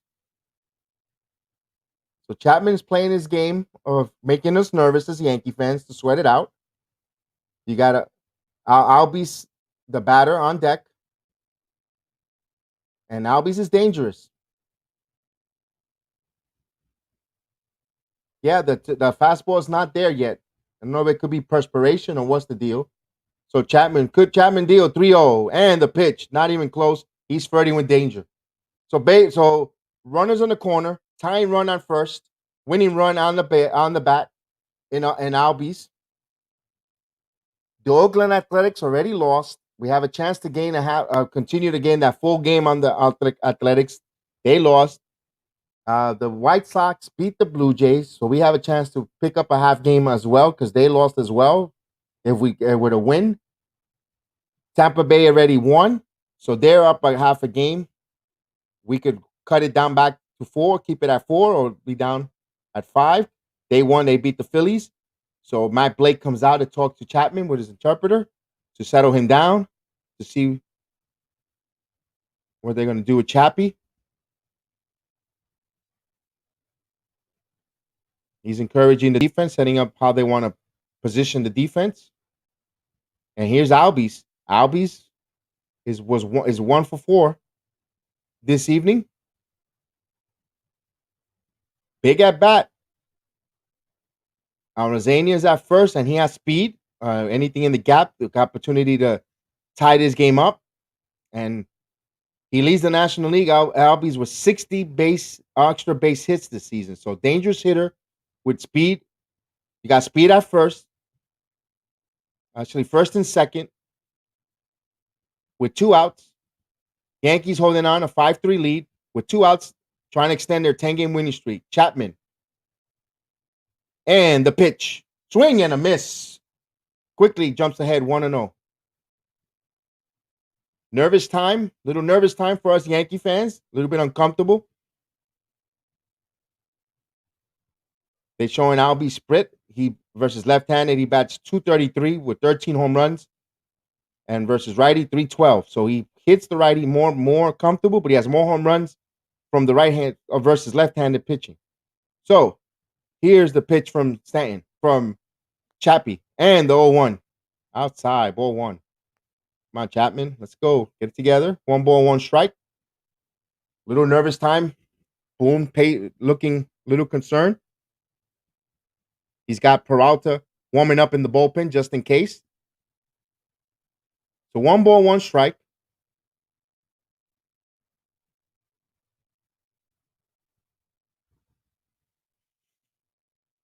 And we're all catching. We're all dealing with the suspense of the inning of the game.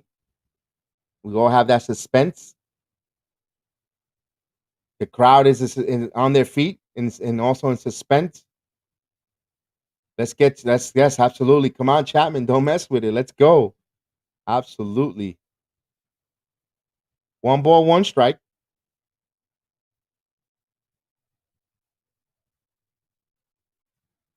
Run on first and second. Tying run on first.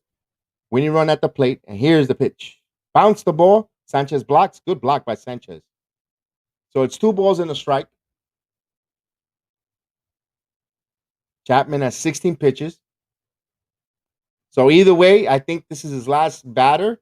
Either way, I know hindsight is 2020 or Captain Obvious. Either he gets out of the inning or he'll be if he walks him, he'll be relieved. I think they'll bring Peralta to try to finish to get the final out. So 2 balls and 1 strike. You got first and second. Speed at first. Albies leads the major leagues with 60 extra base hits. And has some pop there. So he's the winning run on at the batter's box. Intense buildup in Atlanta on a hot, muggy night in Atlanta. Yankees trying to tie their 1985 winning streak of 11.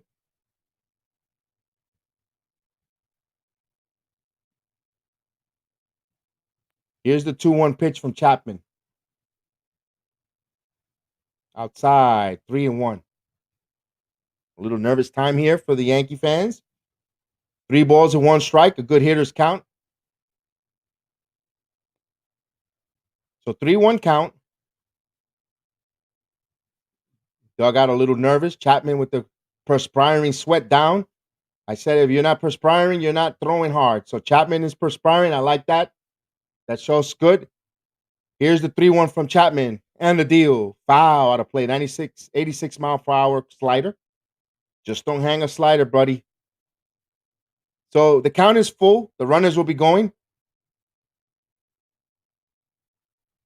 What I want to go for the last pitch, man. Chapman I'm afraid of that slider, man, that he might hang it. But that's been his good pitch so far. So I still go fastball. That's your best pitch. You just gotta locate it. That's the only thing that's worrisome, Robert. The 3-2 pitch. Nervous time. Runners will be going, so they're gonna have a head start. Anything in the gap will definitely almost tie the game up. The Atlanta crowd, if Albie steps out, collective thoughts. Gives Chapman something more to think about. But Chapman is calm, cool, collective. Bad location on his fastball. He's not locating it correctly. I agree with you. So here's the 3-2 pitch. The theatrics build for Chapman. The thrills. This is what we have hands for. And hit the pitch. And here comes the 3-2 pitch from Chapman. Swing and a miss. Yankees win.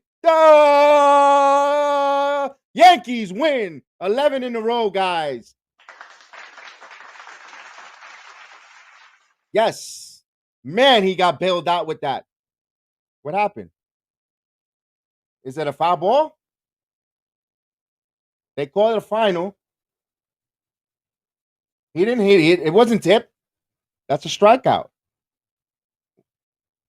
That's a strikeout. They call a foul ball. Oh my God. He took away that anticlimactic celebration. Oh no. A 3-2 count. We'll do it again. Wow, I don't think you could challenge that, Rob. He didn't hit it. That was a strike 3. Wow, bad umpiring there. So he didn't challenge it. They can't challenge that call. So we'll do it again. 3-2. Took that anticlimactic celebration.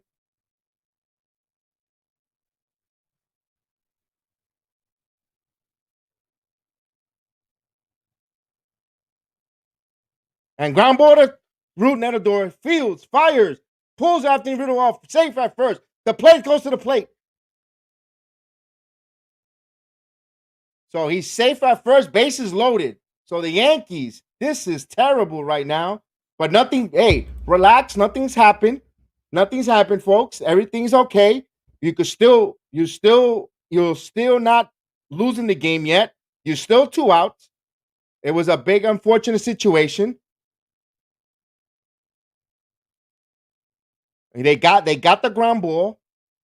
They didn't capitalize on that extra out. So okay, Odor's not a third baseman. He's playing third baseman out of necessity. You got to give the runner. He busted out of the batter's box. So you want to keep Chapman against Soler. I don't think you want to substitute unless we got another right-handed pitcher up in the bullpen. I don't know if I want to bring Peralta in to pace Soler. So their conference on the mound, they're going to go through the signs and go through the defensive assignments. It's still 2 outs. They're making a little bit tight for us. We thought it was an 11-game winning streak. They're giving us, the fans, a little anxiety and agita. He busted out. That's for you young folks that are playing baseball. That's why you hustle. You run out every at bat like that young man, and good things happen. He busted out. You put pressure on the defense to make a play, and he's safe there.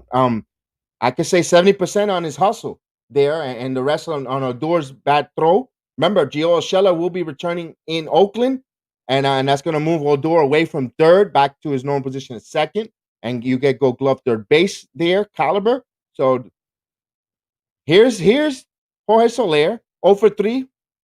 He walked in the 5th. Dangerous hitter, but a strikeoutable hitter.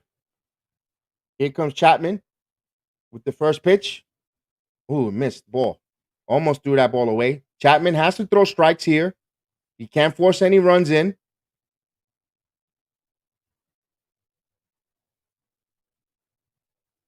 So Chapman's making it dicey for us Yankee fans.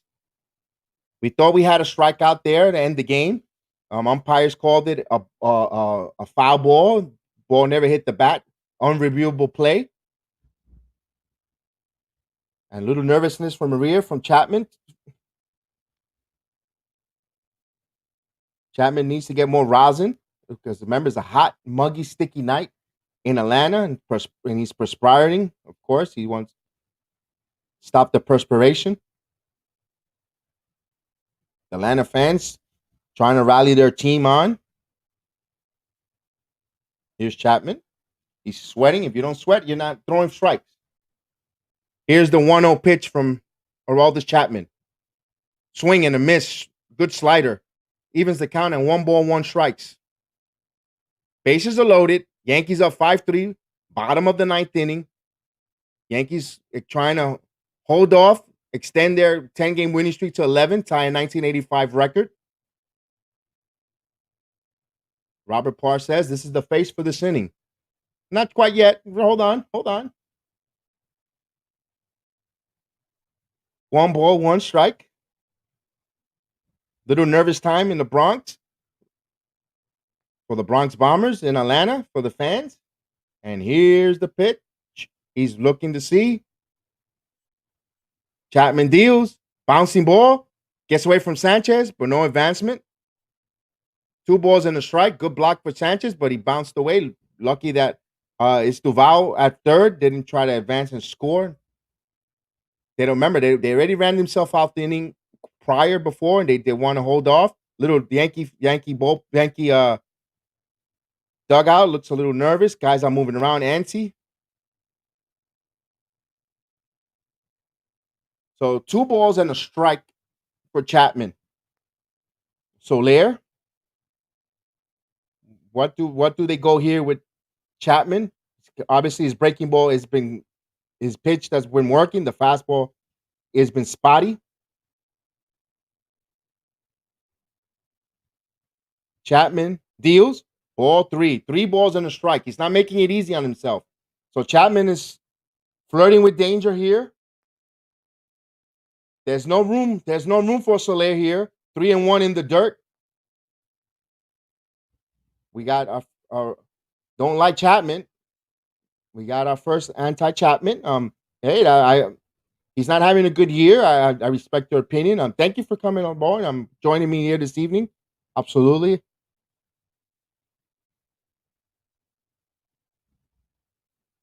And here's the most 3-1 pitch. Nowhere to room, no room for him. In there for a strike. So full count. We have a full count, guys.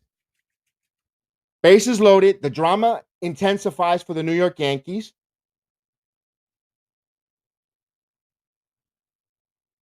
And he goes, man, that slider has been on point all inning, but you can't go too much. They'll make that adjustment, Rob. But I know what you mean with that. I know what you mean with that. So thank you, Aris, for writing and commenting. I know that I hope Chapman could get out tonight. I know going forward, there's a concern with Chapman as a closer. But let's see. Right now, he's up as a closer right now. Let's hope he get his on and nail this down. A little anxious there. Boom, taking off his hat. A little anxious there. Nervous, checking in. Remember, Britton is on the IL. Possibly might need elbow surgery. For those that don't know the bad news, the 3-2 coming in.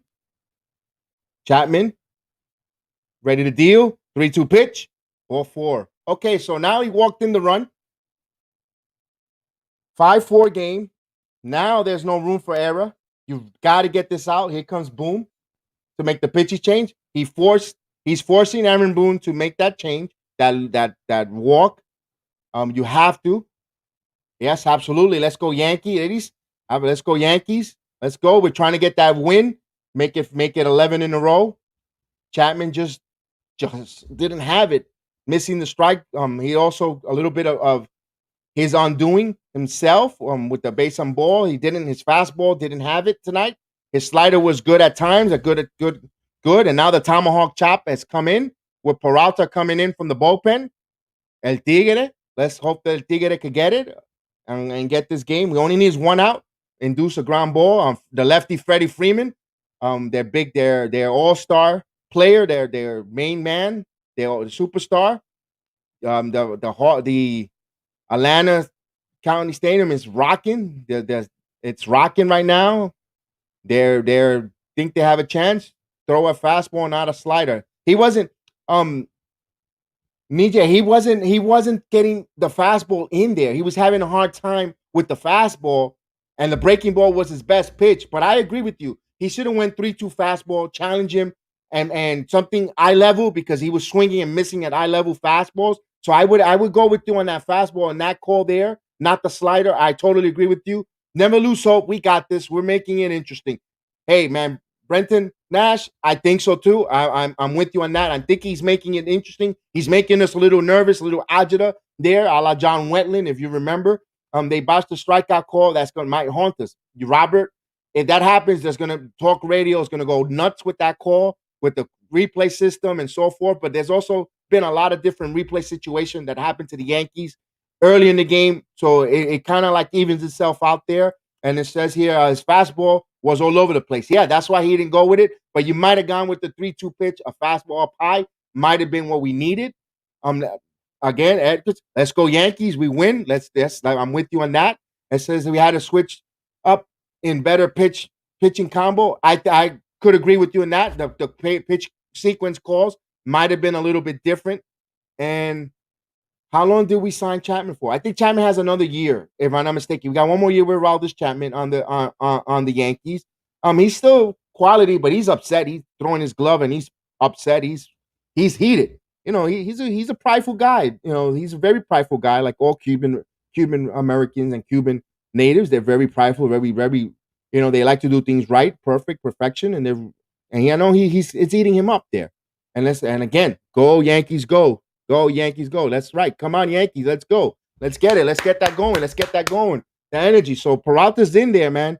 Peralta, the big acquisition for Tachman the Sockman. He's been good with the Yankees in 41 games, 4-2 record. Chapman hanging his head there. He knows that he put the Yankees in that situation. Is Chapman hurt a bit? His velocity, I saw that velocity that was he touched 100, but yeah, usually 102, 104, maybe just not there.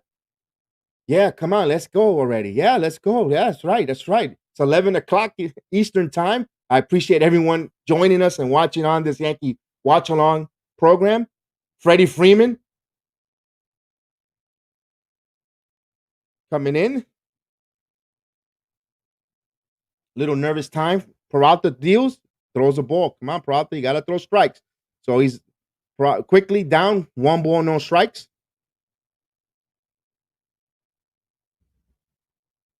And we have LA in the building. Let's go Yankees from Los Angeles. Garcia, thank you for coming on. Follow us, like and subscribe to the YouTube channel so you come on the program. You follow us. Rainier, Tampa Bay just won, so we need this win to catch them up. Yeah, they beat the Philadelphia Phillies, so we definitely need to keep pace. The Red Sox were winning by 1 over the Twins, but the Twins were coming back. The Blue Jays lost to the White Sox, so we definitely need that. Brenton from Alabama, go Tides. And we're going on there. And the 1-1 pitch coming in. And ball 2. Come on. Let's go. Let's get that going. We need as many wins as possible. I agree. 2 balls and 1 strike. Little bit nervous time for the Yankee fans.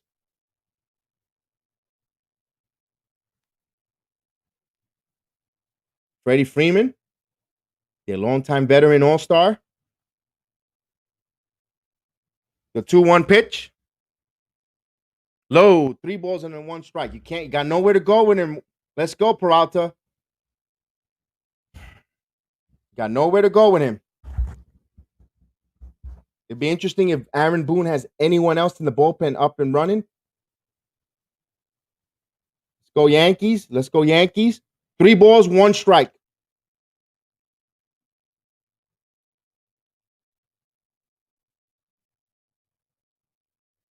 The 3-1 pitch coming. Foul. Tipped it. So the count, full count. So you're going to have the merry-go-round. Runners will be going with 2 outs. So any hit, any single, any bloop hit, game's over.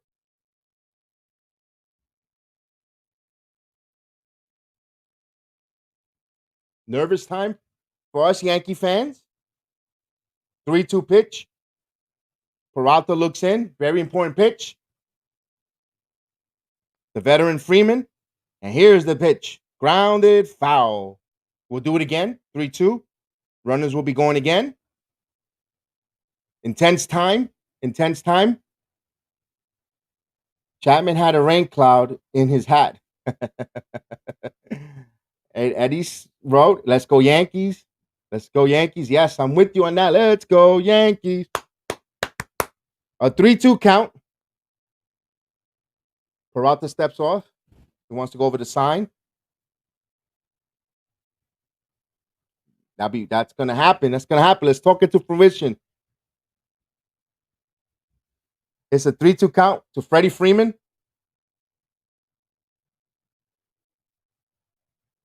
We'll do it again. 3-2. And here it comes. Line foul. A battle. There's a battle going on here between Peralta and Freeman.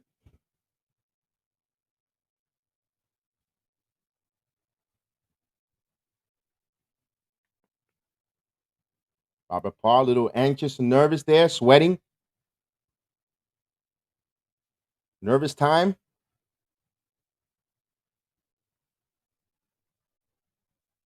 And we'll do the 3-2 pitch from Peralta. And here's the deal. Foul. Just got a piece of it to stay alive. So again, 3-2 again.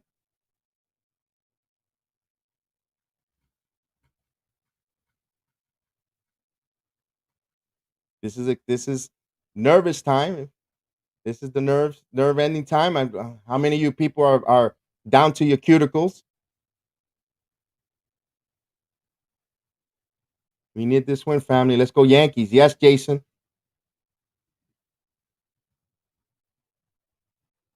And here's the pitch. Ball deep up in the line. It's going. It looks like Driz. And he makes the catch. Yankees win. The Yankees win.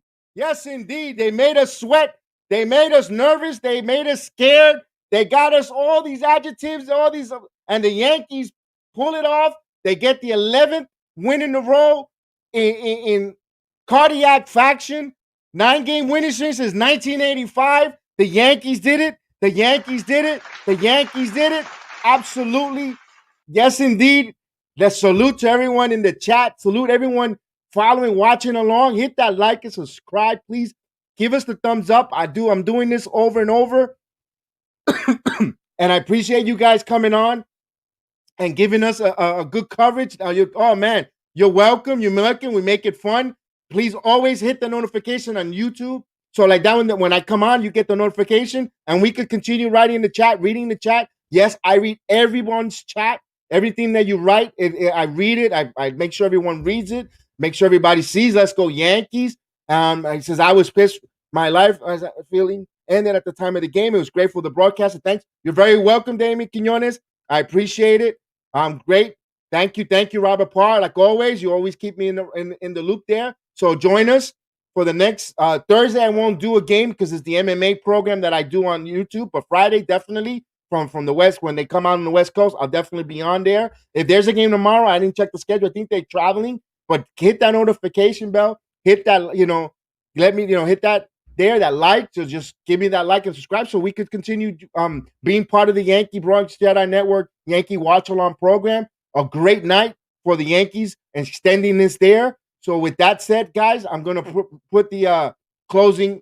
No game tomorrow. So no, I won't be on Thursday because of the kids, the young men. My son and Chef Dan does the MMA and boxing program. So they'll be on my network. And then we'll come on Friday night from Oakland. So hopefully you could join me and we'll look forward to that. And of course, that's going to be a big series. Rainier, that's going to be a big series against the Athletics because we need to get some separation and give us build. So I'm going to put the intro on the closing of the show. And guys, we'll see you tomorrow night. I really appreciate it. Thank you. It's been fun. And